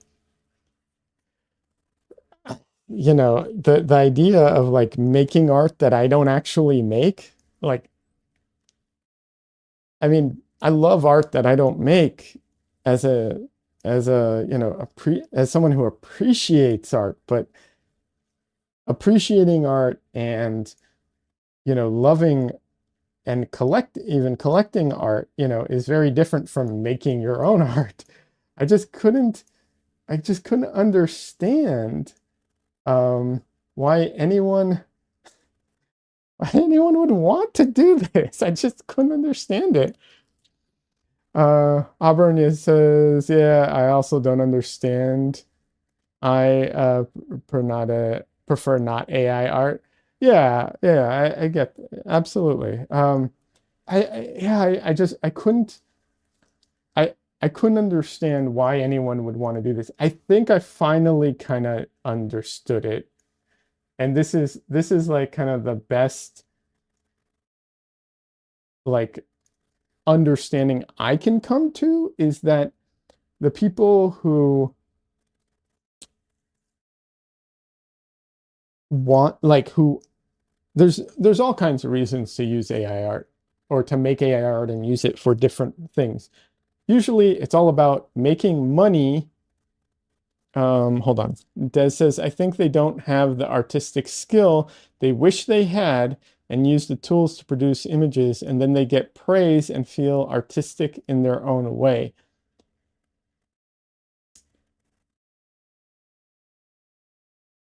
So, Des, I think you're right, but I don't understand it. You know what I'm saying? So, like, to give you an example, okay, when I was in art school, um, my teacher uh, was helping me on one of my paintings, as a teacher does. They're instructing you, right? Like, of course, they're helping me. I'm there to learn. They're helping me. But he was limited on time and was kind of brash and rushed. And he ended up doing so much painting on my painting, like so much work on it, to the point where I just asked him to, if he wouldn't mind, do a little more and then sign it for me so I could have a painting of his, because I didn't feel like it was my painting at this point. Now, I could have just easily taken that painting, you know, I could have taken that painting, slapped my name on it, and said, look, look how good I am, right? Like I could have done that. Well, what the fuck would be the point? I don't, I couldn't understand. Like, I just can't understand the point of that. Like in my brain, it just isn't mine. Why would I ever do that? Anyways, let me see. Auburn Rose says maybe because it also takes a skill in describing what you want to AI, LOL, or maybe they feel like they did some job. Yeah, I know some of them do. But that's whatever. I can talk more about that, but I know some people claim that, or they do feel that way. Donley says they feel artistic in a way that a cheater feels proud of getting an A on a test, in my opinion. Yeah, nice. That says, yeah, and an athlete taking steroids. Yeah. Uh, Aubrey says, but that's just stupid. Yeah. Also, hi. Donley says, hi. Hi, Donley. Hello. Uh, Auburn Rose, by the way, Don Lee is a streamer. He's also an artist. He does digital art and a lot of times more pop culture related, um, and and a lot of times a lot of fun. And his streams are a lot of fun. He's been doing a little bit of gaming recently, but I'm sure art will be back at some point soon. And either way, his streams are a lot of fun. So check him out. Um, at least that's my recommendation. But yeah, I think you all have a point, and you're sort of right about what you were saying about AI artists. I think also the I think the thing that I kind of the conclusion I came to is that these people care more about the you know, the accolades or the praise or the, they care about those things, and the making of art, like the, you know, what being an artist really is, which is like creating art. They don't care about that part as much. That's seen as like the stuff that is a lot of work that doesn't, you know, provide much unless you get the accolades. And because they're not good enough to get the accolades, there's no point in making the art. So they might as well have a computer do it for them. But for me, the whole point is the making of the art. The accolades, the financial success, like, matter, but not the same way. And if I was like, if I won the lottery, or if I was somehow independently wealthy, or we lived in a society where money wasn't that important, I would not care if people, like, being a professional artist, selling, all that would mean almost nothing to me at that point. I would happily give my paintings away to people who like them, you know, if I didn't have to worry about, like, if money was never a concern, then who cares? Like, I'll just make the art to make the art. I mean, the people who do like street art, I mean, I know some people have turned that into big money, but like they're doing it to do it, not, not for the money. Um, and I think that's the difference. Like, artists who are artists do make art to, you know, people make art to make art. All the other stuff is the side effect of making art. But for them, it's the acolytes, the success, the praise. That's what's important. Anything that gets them to there is just a, you know, means to an end, right? Yeah. Dunley says, I hate selling my work, but I kind of need to. I'm 100% with Leon. Yeah. I totally get that. And I think a lot of artists feel that way. And you know what it is too? Like, there are so many people. I know that there are people who would love to buy my artwork if they could afford it, but they can't afford it, right? And the fact that they can't afford it,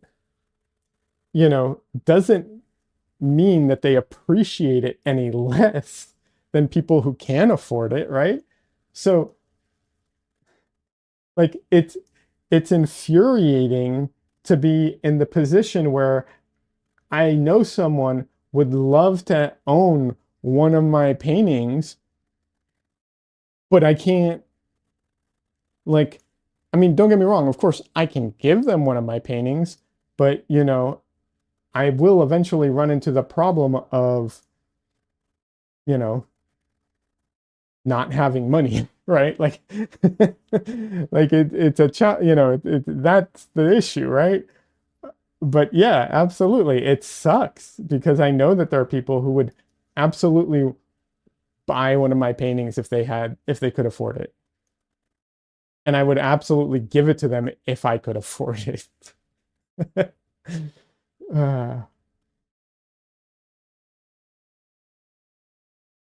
uh, Des says Krita updated July 9th, by the way. Nice.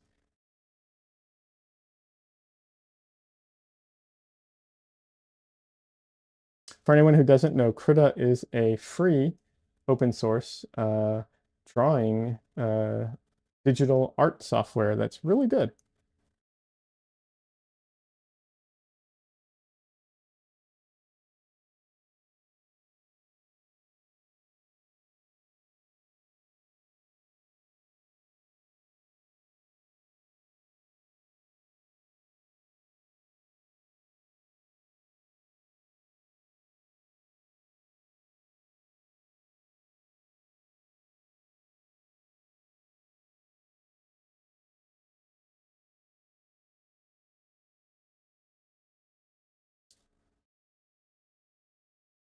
Um, Auburn says, I think I recognize it.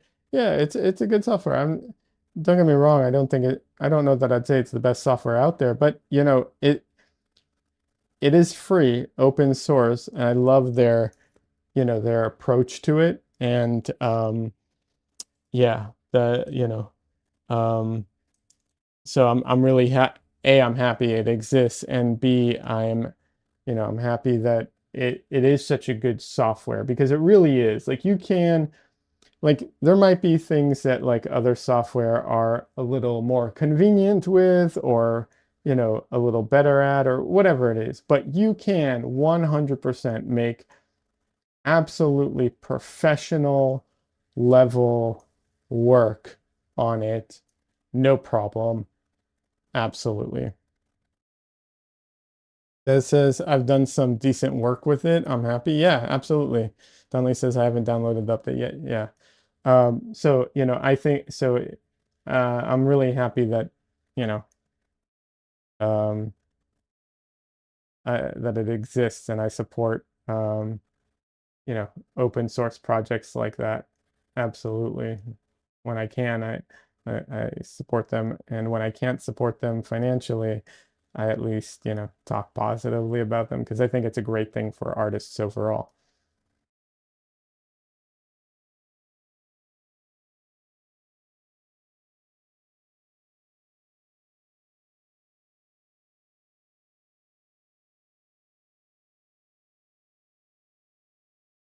Don't get me wrong,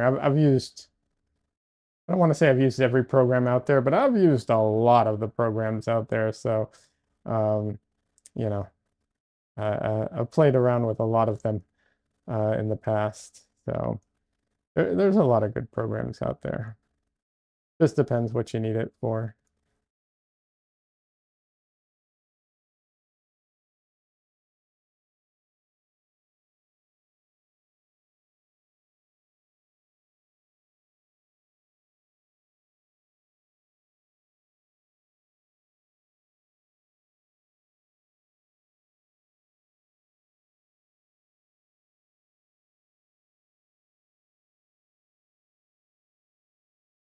Something I don't know is like if I download Krita, right? If I download the update and I don't use it,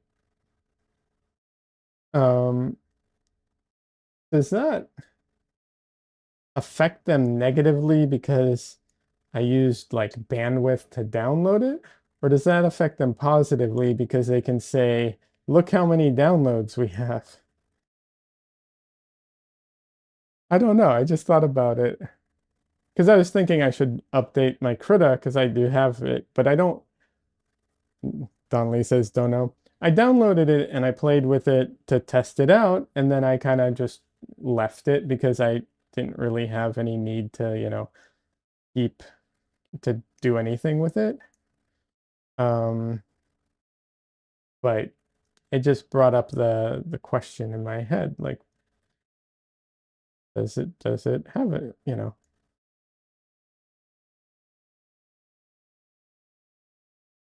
I don't know.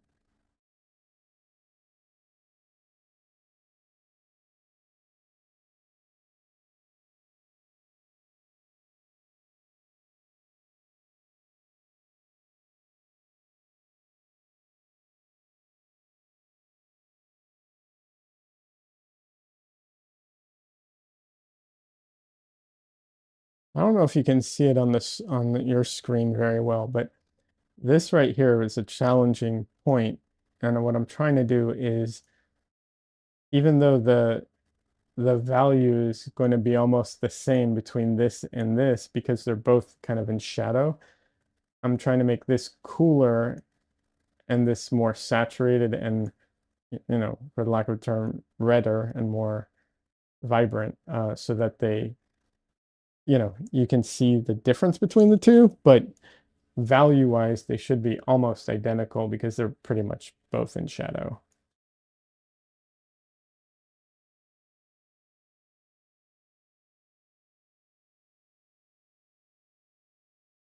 Those are sometimes some of the very like challenging areas.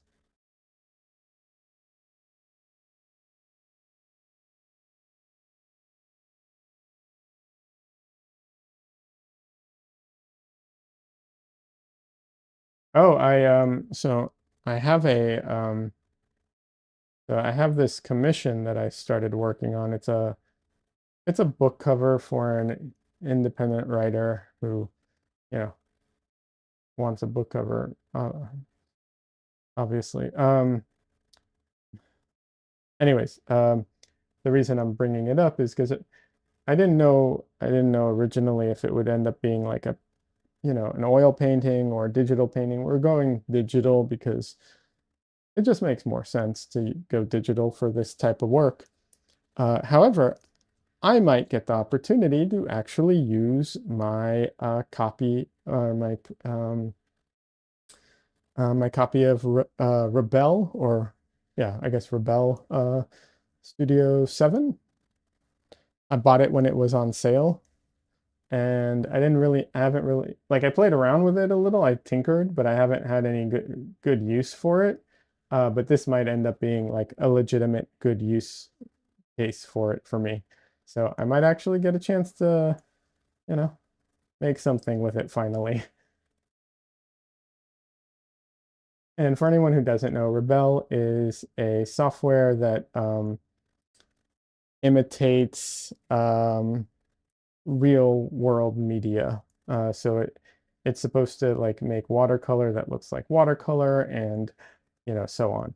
Um, it's real paint and so on. And it was on sale last year for like $15. So I ended up buying it because, like, $15. I mean, come on. Hopefully it goes on sale again, for everyone who missed it and wants to get it. But yeah. Um,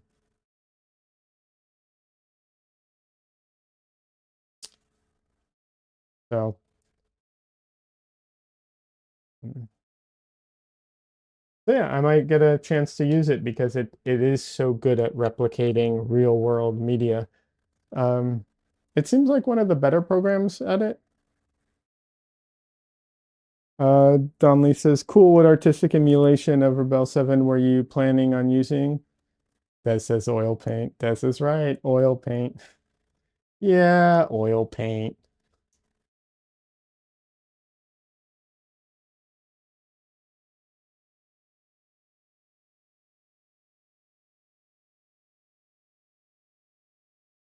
The reason that the like, I could in theory paint the thing with, with real paint, but because it's a book cover, because there's probably going to be revisions, and because the person wants parts of it, like, um it, we'll say, in pieces, like they want to be able to, you know cut out like individual elements to repurpose or use in different ways, because, like, you can take the character from the cover and use it, as like a promotional piece or something, like that, whatever it is. Like, it just ends up making more sense to do it digitally, but it still has to have a painterly feel, and that is the goal. Um, and so, yes, oil paint.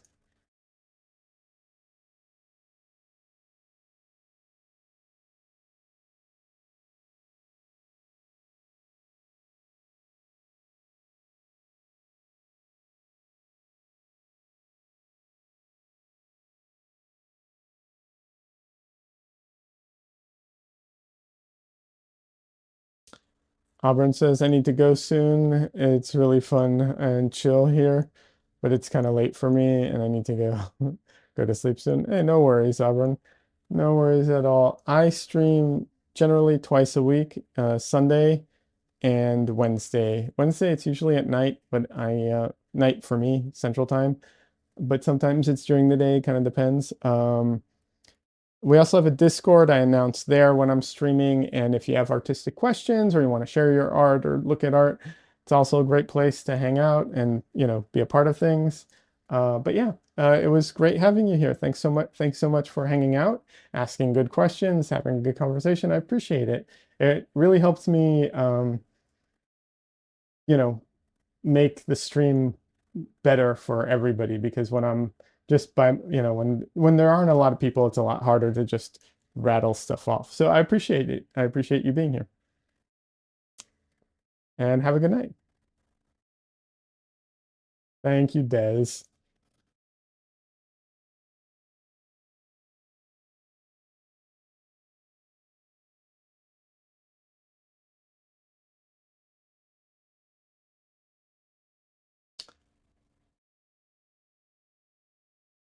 Let me pause my recording again.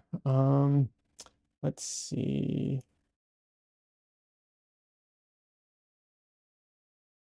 Hey, Des, you are a mod in my Twitch, by the way.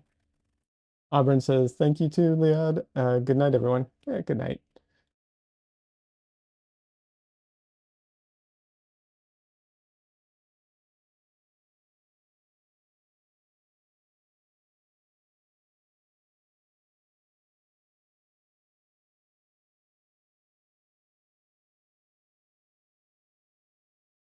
Don Lee, I think you're a mod too.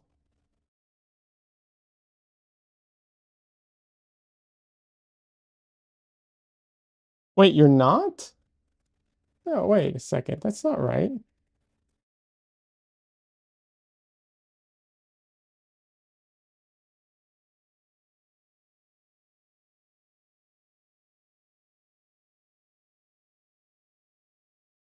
Don Lee says we would have sword bar by our names. We are not mods.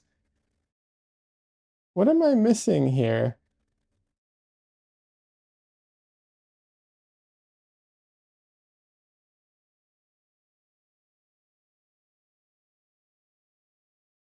Um,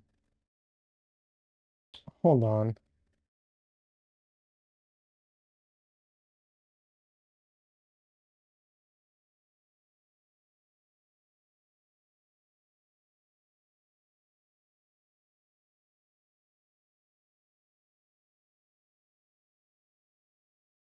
How?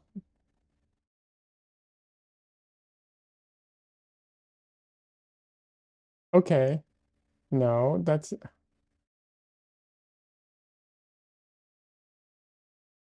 okay. That's just driving me crazy. Oh well. You can help me do it after stream if you want, so you're not taking up our time. Well, I needed to give my camera, so I had to give my camera a minute to cool down anyways because it would overheat if I kept recording. Um, and I also need to replace the card because if I don't, I'll run out of space now too. So I can take a minute. But how do I add you guys as mods? I thought I could just click your name and add you as a mod, but it's not letting me for some reason.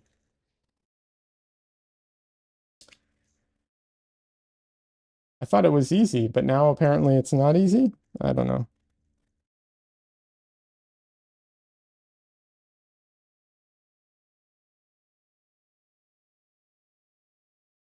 Do I have to be on my other thing to do it? I don't know. Um,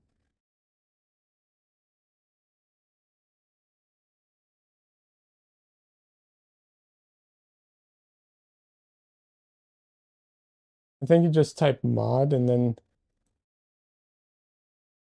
or is it add mod? I don't know.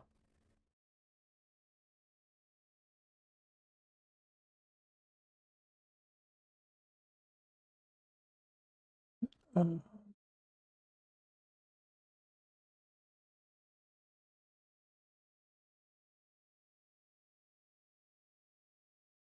like my camera is literally like hot to the touch.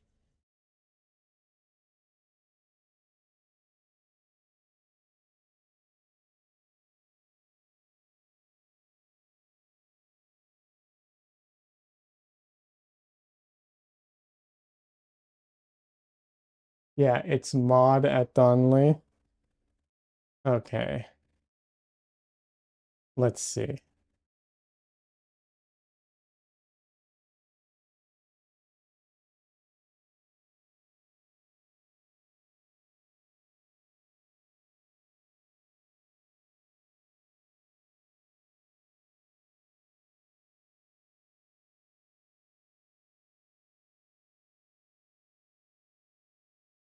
It is. That is how you do it.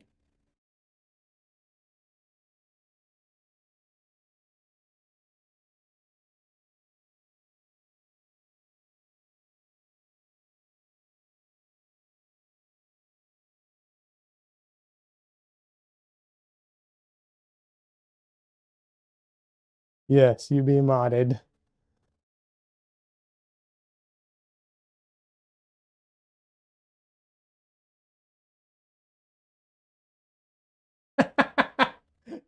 You're in a commercial right now. Oh, but you got it. Okay, good.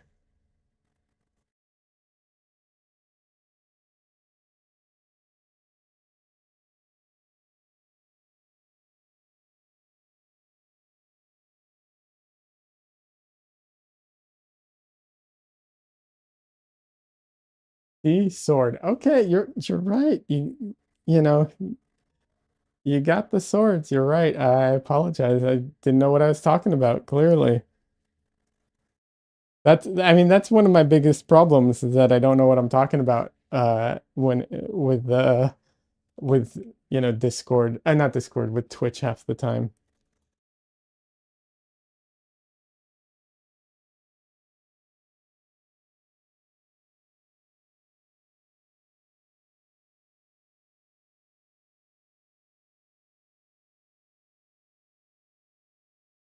Twitch, I have such a conflicted feelings about Twitch, like I like, there's a lot of people on Twitch. There's a lot of great art communities and stuff on Twitch that I really like. Um, but Twitch as a company and Twitch as a moderation team and all that stuff, and also the way that they do what's it called? That they do commercials and stuff like that. I keep forgetting I should run commercials every so often. Like I should take a break and run commercials so that people who come in don't get commercials like pre-rolls. I keep forgetting to do that. Um, but yeah, I have a really conflicted feelings about Twitch overall. It's tough. I don't know. I signed up, I set up, well, I set up my account at Kick, but I haven't started streaming there yet. Um, but I might start streaming there.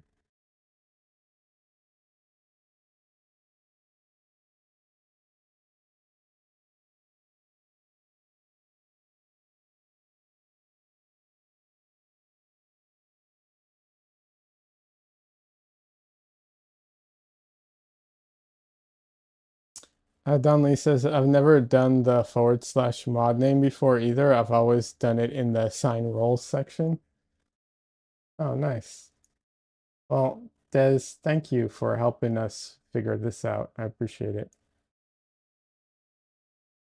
Oh, not that I got very far, but um I did like go look up the dimensions and everything for creating emotes. So I can, I can start creating some emotes again.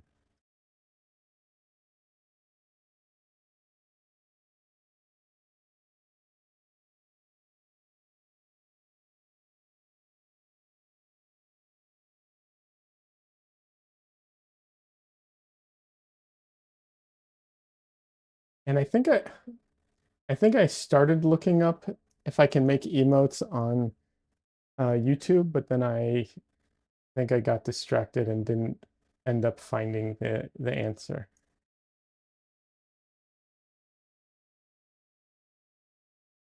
But yeah, I have one emote I really want to make, um, for sure. Yeah, I know. I have just that one's so old. But no, I there's one that I really, really want to make. So that's like high on my list.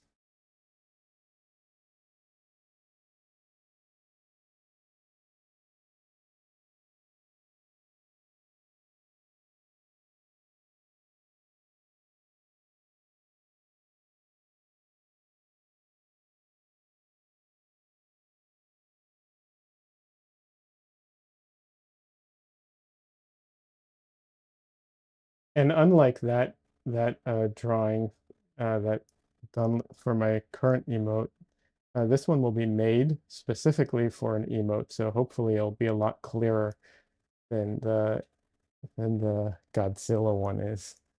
Because that was just a drawing that I repurposed, or a painting that I repurposed,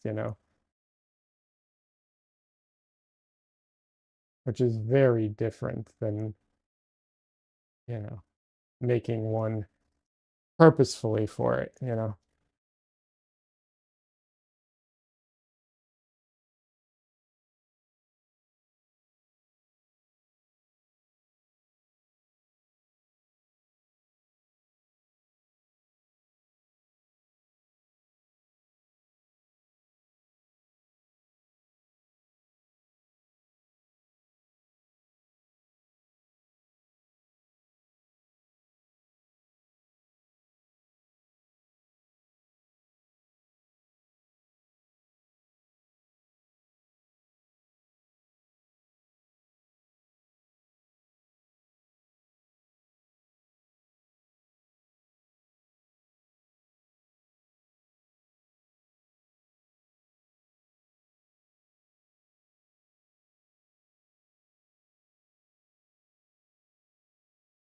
Yeah, I need to check YouTube.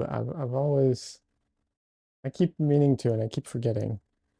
Donnelly said I've repurposed several pieces for emotes, but have altered them to be more visible when used so small. Yeah, I think I tried that, but I don't, I didn't entirely succeed at it at the time. But um, yeah,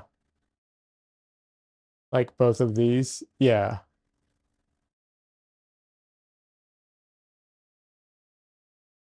yeah, it's a lot of work to do that. So good on you, Donnelly, for doing that work.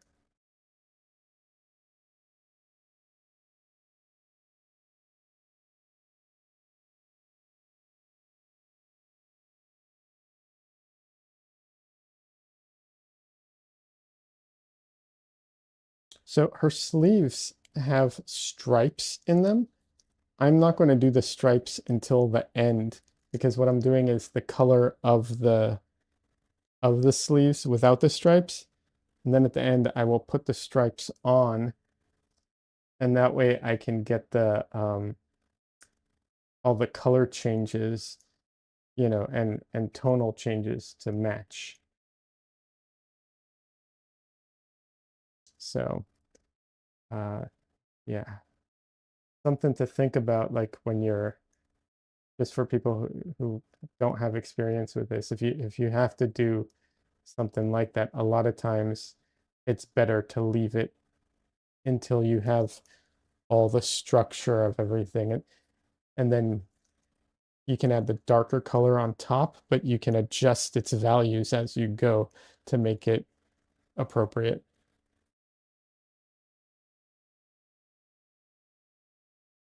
Donnelly says, I think you need to think of it similarly to making pixel art, to making the emotes. You're absolutely right. I think you're absolutely right.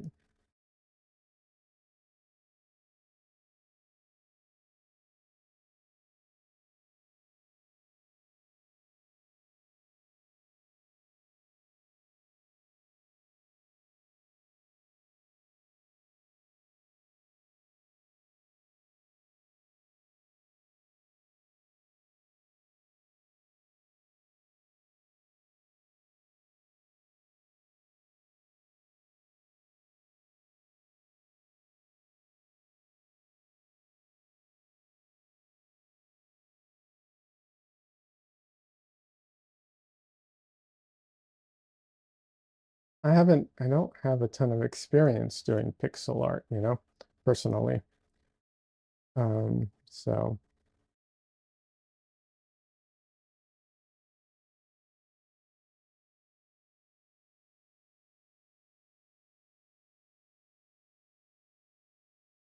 I think pixel art is deceiving to some people because you know, it looks so simple, right?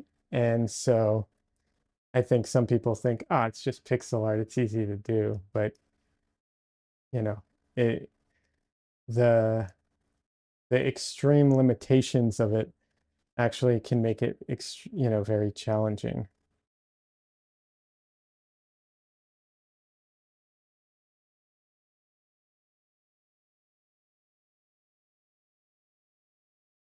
Simplicity is difficult. I agree. A lot of times it really is.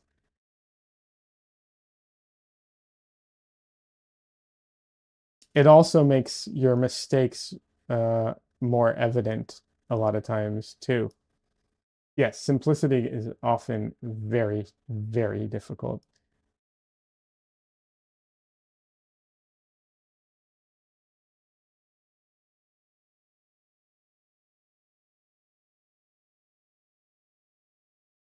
That's one of the things that makes Mike Mignola's work so amazing. True.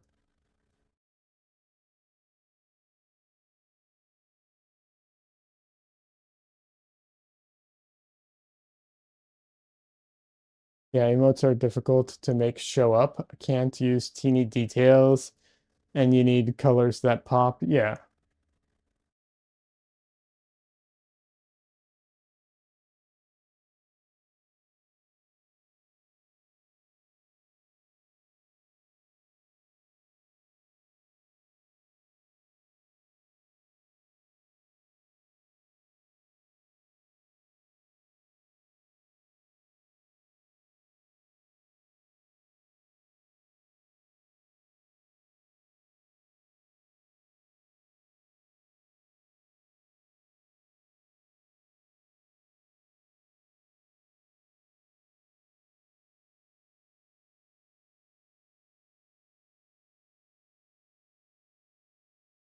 Also, some people use white or black backgrounds for their Twitch, so you need to make your emotes fit either one. Ooh, good point. Like when I redid Pinky's emotes, I tried to make it pop more. Yeah. Wait, which one's the original, Donley?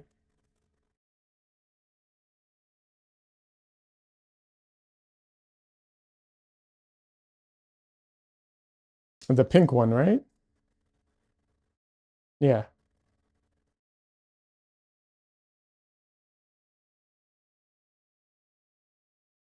Yeah. No, I think you did a good job with it. And also you added shading to it, which is impressive. I I'm like 4 to 6 feet away from my screen, so when I like go look closer, it's because I'm so far away. But yeah, um, absolutely. I think you did a great job with it.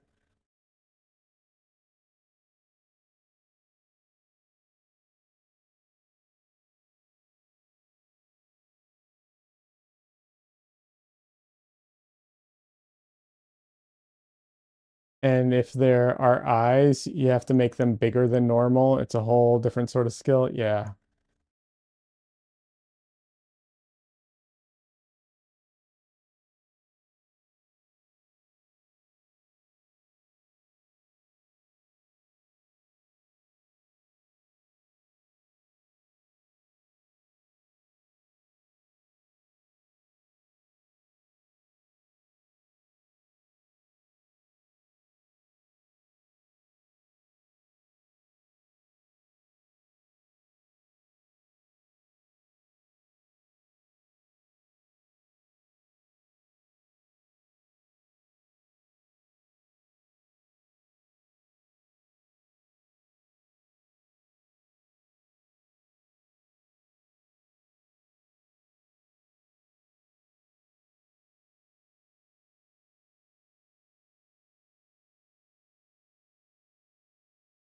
Don Lee, did you see my my psychedelic overlay, by the way?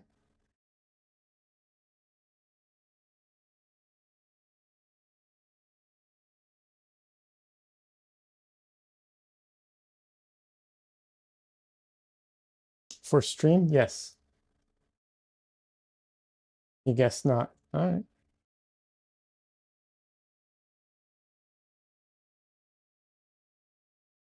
There you go. I need to change it. But it was the first attempt. Please show. There you go. Ooh. Oh, you have a you have a psychedelic kitty emote. That's great.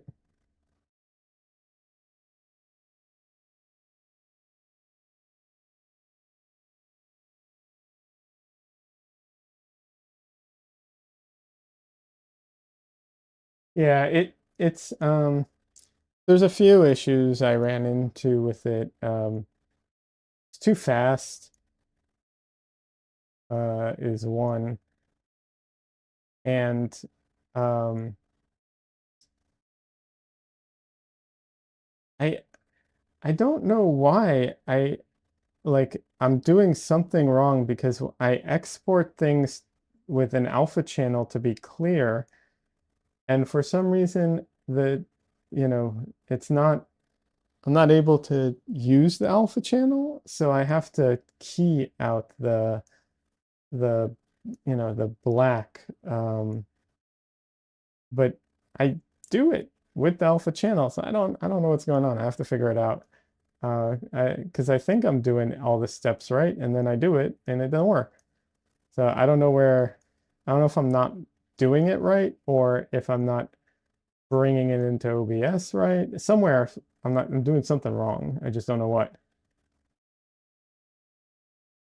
But once I figure that out, I can make you know, I mean this was a super duper simple one, but I can make, all the like more complicated ones and stuff. And then also stinger transitions or whatever they're called.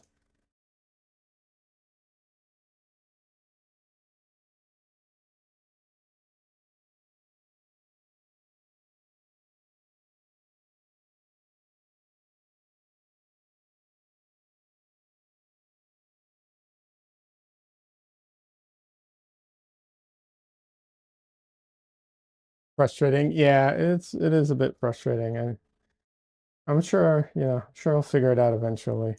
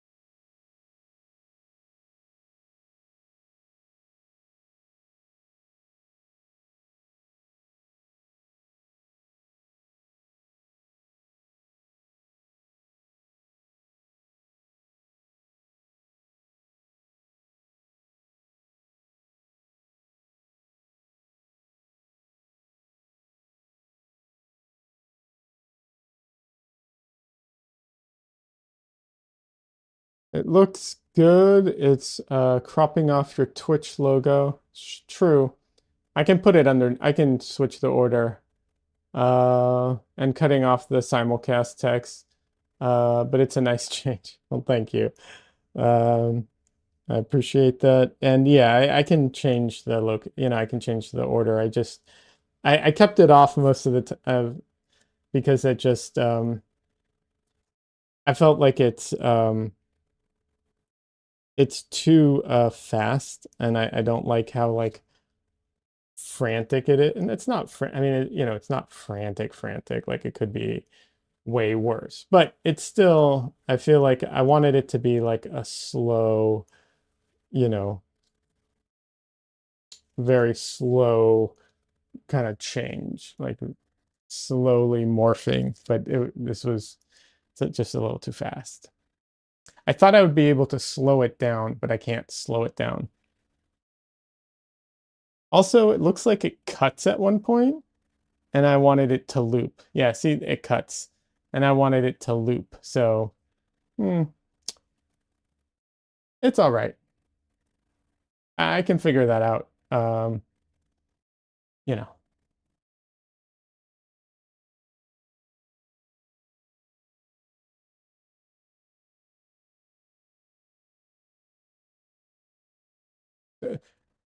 making it loop and making it slower, those are the easy things. Figuring out why it's not working in the first place, the hard parts.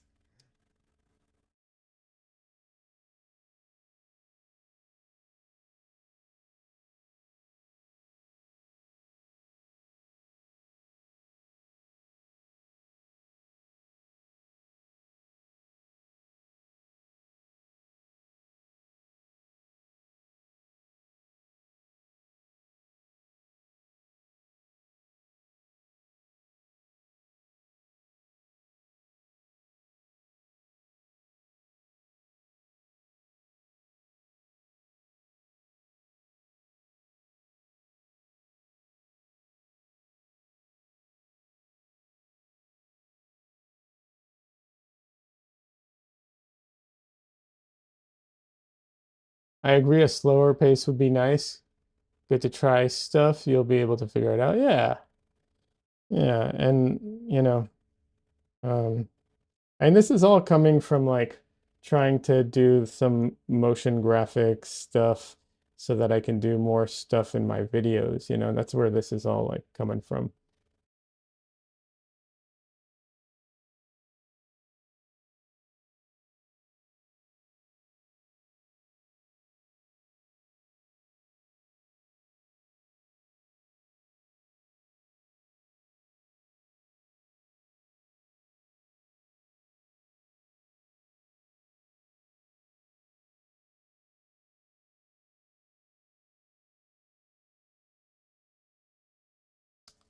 Donley says, better get going. Have a good rest of your stream. All right, no worries, Donley. Thanks for stopping by. I appreciate it as always. Anything you want to plug before you go, you're welcome to. Um,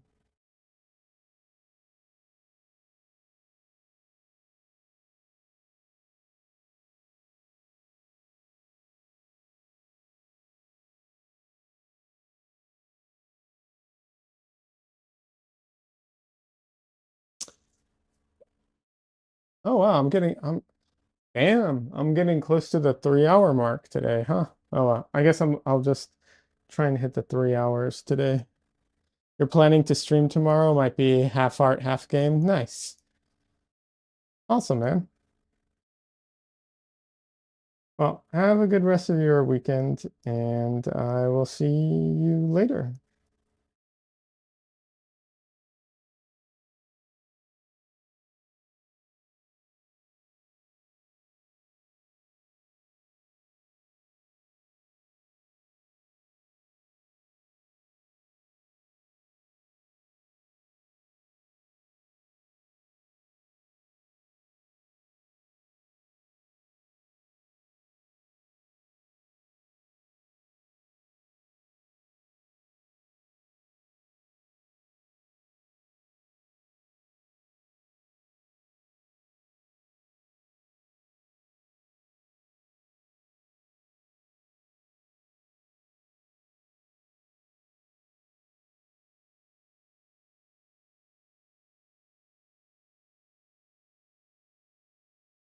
For anyone who is wondering why when you're painting do you seem to kind of jump all over the place, not really finish anything, um, and just kind of move on even when things aren't finished. Uh, So, oh, nice, Donnelly. Very nice. Um, so the reason for that is when I learned art and I went to art school, the way I was taught, and I do still kind of stick by this because it makes sense to me, is you do the whole painting all at once. And the idea is to bring the painting to a finish kind of all at once. And now obviously that's not really possible because, you can't paint on every, there's no functional way of doing that. But what that means is to not like finish one section completely while other pieces are like completely unfinished. And the reasoning behind that is because so many things in art or in yeah, I guess so many things in art and painting and drawing are relative. So there's so many things that are dependent on other things. So something might look too dark or too light until you put the colors next to it. Same thing with something that might look, you know, too saturated, too desaturated, too blue, too red, anything and everything. Our brains are so dependent on what's next to it that it doesn't make sense to bring something to a finish and then try and bring something out, before everything is at least close to finish. Also, you might make mistakes and then need to change things, or something might be placed incorrectly, and so on. And so it never made sense to me. But there are people who do that. They'll take a painting or a drawing and they'll sketch it out and then they'll bring it to a tight finish in one area only and then move on. I don't understand how they paint that way or draw that way. It never made sense to me. It still doesn't make sense to me, and that's fine. Everyone has their own system. But that is why the constant like bouncing back and forth.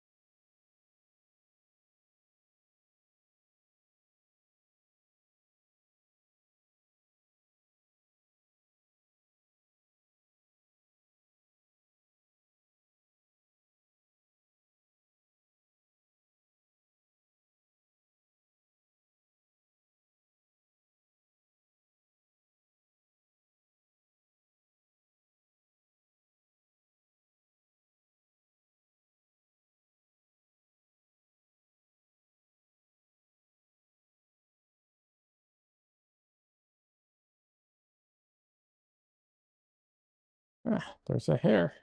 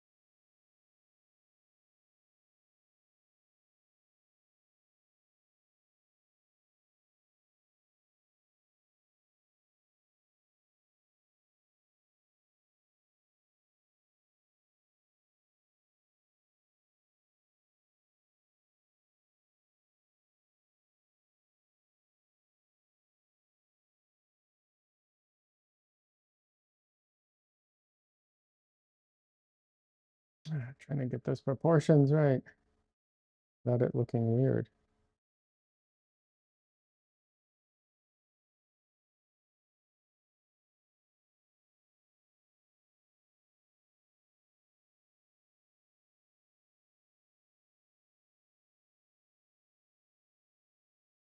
Hey, Ike, welcome. How you doing?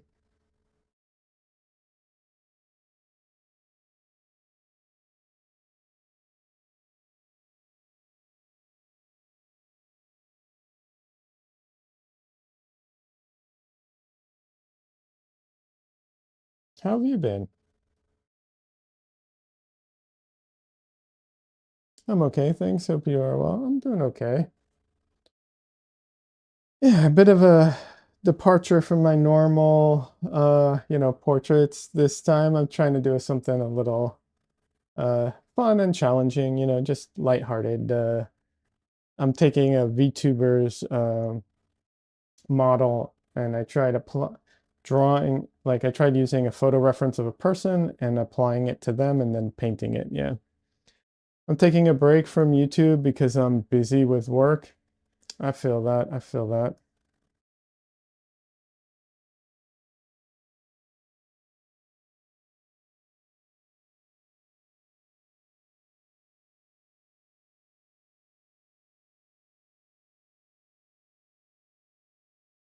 I hope work's going well, at least.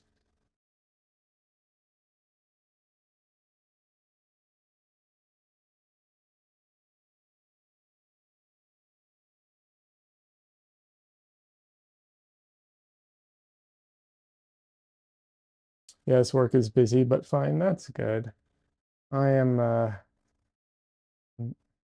I'm currently I have a lot going on. It's one of those situations where a lot's going on, but it feels like not a lot is going on at the same time. I don't know if you're familiar with that. It's like a lot trying to get a lot of things happening, but like, it feels like there isn't a ton of movement or it's very far in the future. Like, looks like I'm going to have there's a good chance I'm going to have um, a booth at a art fair in October. But that's in October, and I might I might have my paintings up at a um what's it called, like a coffee shop, but that'll be next year. So it's all kind of like, in the way. And yeah, that sounds like fun. Yeah, it should be fun. I hope so. But I'm also yeah, just a lot going on. And just um it feels like not a lot is happening, even though a lot's going on, I guess. I don't know. But that, there's stages of things all the time. Yeah, but otherwise we'll see how things are with hopefully I've been talked to a recently was have been in contact with a what's it called? Animation studio. So we'll see if anything comes of that. But it would be nice to get back to work a little bit here and there at least, although I like all the other stuff happening, I just, working on that side of things too.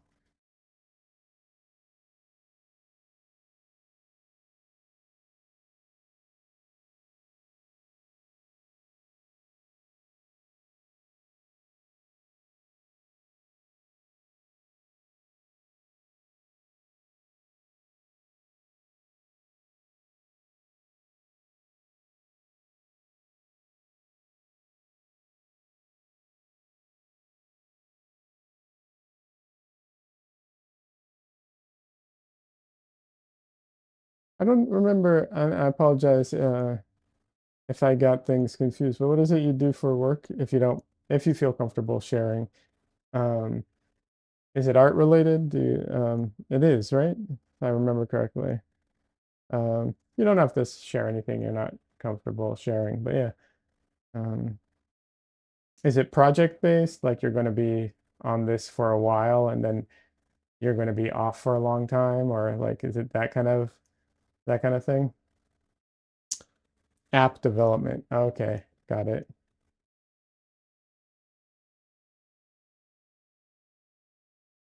You used to be web development. Okay, nice.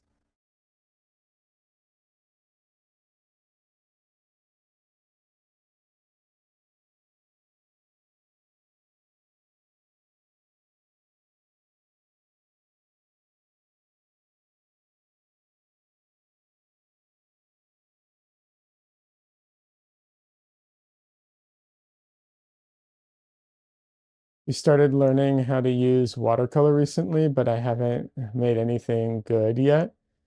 No worries, but congratulate. That's right. I thought you mentioned it last time. Last time you were asking some questions about that, if I remember correctly. My watercolor paintings look horrible. Hey, no worries. It's you have to get past there's a certain like entry level hump you have to get past. You'll get there. I um I had to deal with that too with oil paints, you'll get there. I don't doubt it in the slightest. I still show I don't think I can find them right now, but I did I tried to so I learned acrylic paints when I first learned paint, not when I first, but when I learned painting in art school, one of the things I learned was acrylic, but I learned a very special, well, not special, but a particular system where you did a lot of glazing. So I would do a lot of glazing, and that's how I learned to paint in acrylics. And then years later, when I went back to like painting, I I wanted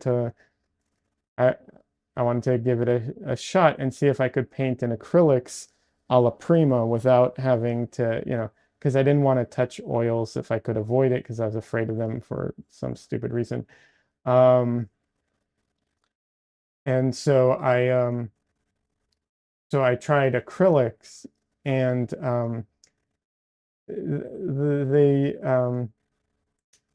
the people look like they have a skin disease or a rash or something happening. It's not good. It's very funny though.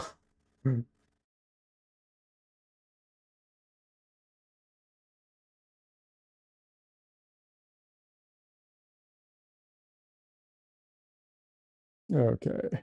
But yeah, you'll get there. Give it time. I think I told you this last time, but the biggest thing for me with watercolors is having test paper to try out my color mixes because you can't rely on what's, the mix that you make on like the plastic or oh, my brain is not finding the right word. But yeah, it doesn't look like the real thing. You need scrap paper to try it out on. That's I think my biggest uh you know um tip. But I'm pretty sure you were aware of that already. So but yeah, for anyone who's new to watercolor, scrap paper so you can test out your color mixes. And then the other thing I would say is, how can I phrase this? Like one of the things in watercolors is edge controlling the edges of the paint and how it dries and all that stuff. But I think like in the beginning, you can just ignore that and just paint and you know paint with your eyes what's it called? Squinted. So you're just, looking at the overall color and not worrying too much about the like the edges and how the edges are drying and all that. Yep, the drying is weird. Yeah, it is. And it does if I keep forgetting, it dries lighter, if I remember correctly. Um I think its watercolors dry lighter, if I'm not mistaken. Um but yeah. But you have to remember to let the paper dry. Yeah. Yeah, yeah. Before adding more color. Yeah. Yeah, that too. Yeah. It definitely gets lighter when dry. Yeah, yeah, that's what it was. Oh, I think I told you this last time, but one of the biggest like not tests, how can I put this? Um Exercises, that's the word I was looking for. One of the best exercises I did in watercolor back in the day was to do a piece, and like it's just a practice piece, right? So if it turns out crap, it turns out crap. But the idea was to just go dark go really dark really fast, because one of the issues that I had with watercolors, and I've seen other people, you might not have this. This is, I'm talking from my experience, is I would creep up on it real slow because I was always afraid of messing it up, right? So I would put down colors very timidly. And then because they go on darker and they dry lighter, half the time you wouldn't even see anything. So I'd put down invisible layers of color that didn't get me anywhere, right? And so, um, it like, yeah, you can paint super delicately like that if you want to, but I don't think that's actually the way of doing delicate paintings. I think that's the way of doing scared, timid paintings, that you never finish. So one of my exercises was to just do a painting and go really dark, really fast, like without layering, go as dark as possible as like first layer out, just get all the color in there and do it. Um, and then that was a really helpful exercise for me, at least, because yeah, it's I, the timidness and the like, all that doesn't make good for good paintings. So that was helpful for me. And then also the funny thing is you can scrub out color a lot more than you might think. You can't get it all out, but you can scrub it out a bit too if you make a mistake. And you can always cheat with white gouache. It's fine. You don't have to be a watercolor purist. But yeah, anyways, I hope that helps, and I'm looking forward to seeing what you do with it once you have something. So, um, something you feel comfortable sharing, of course. But unfortunately, I'm actually getting ready to finish stream. I did 3 hours today, which is more than I normally do. And but yeah, I have a ton of stuff I have to get to, and I can't do it on stream, unfortunately. So I have to call it a day. I'm sorry. But yeah, you'll definitely share all the failures when the time comes. Nice, nice. It's good to be able to laugh at yourself too. I think that's always great. Well, thanks for making it, Ike. I appreciate it. Thank you very much. And but I am going to have to end stream, unfortunately. So thank you, Ike. Thank you, Don Lee, Des, of course, and oh, the new person. I forgot their name. And anyone else who was here, who was lurking. Auburn Rosie, and everyone who's lurking. I appreciate everyone who stops by and hangs out. I will be back on Wednesday, and I don't know what else to say. I think that's it. Enjoy the rest of your weekend, what's left of it. Have a good night, and yeah, I will be back.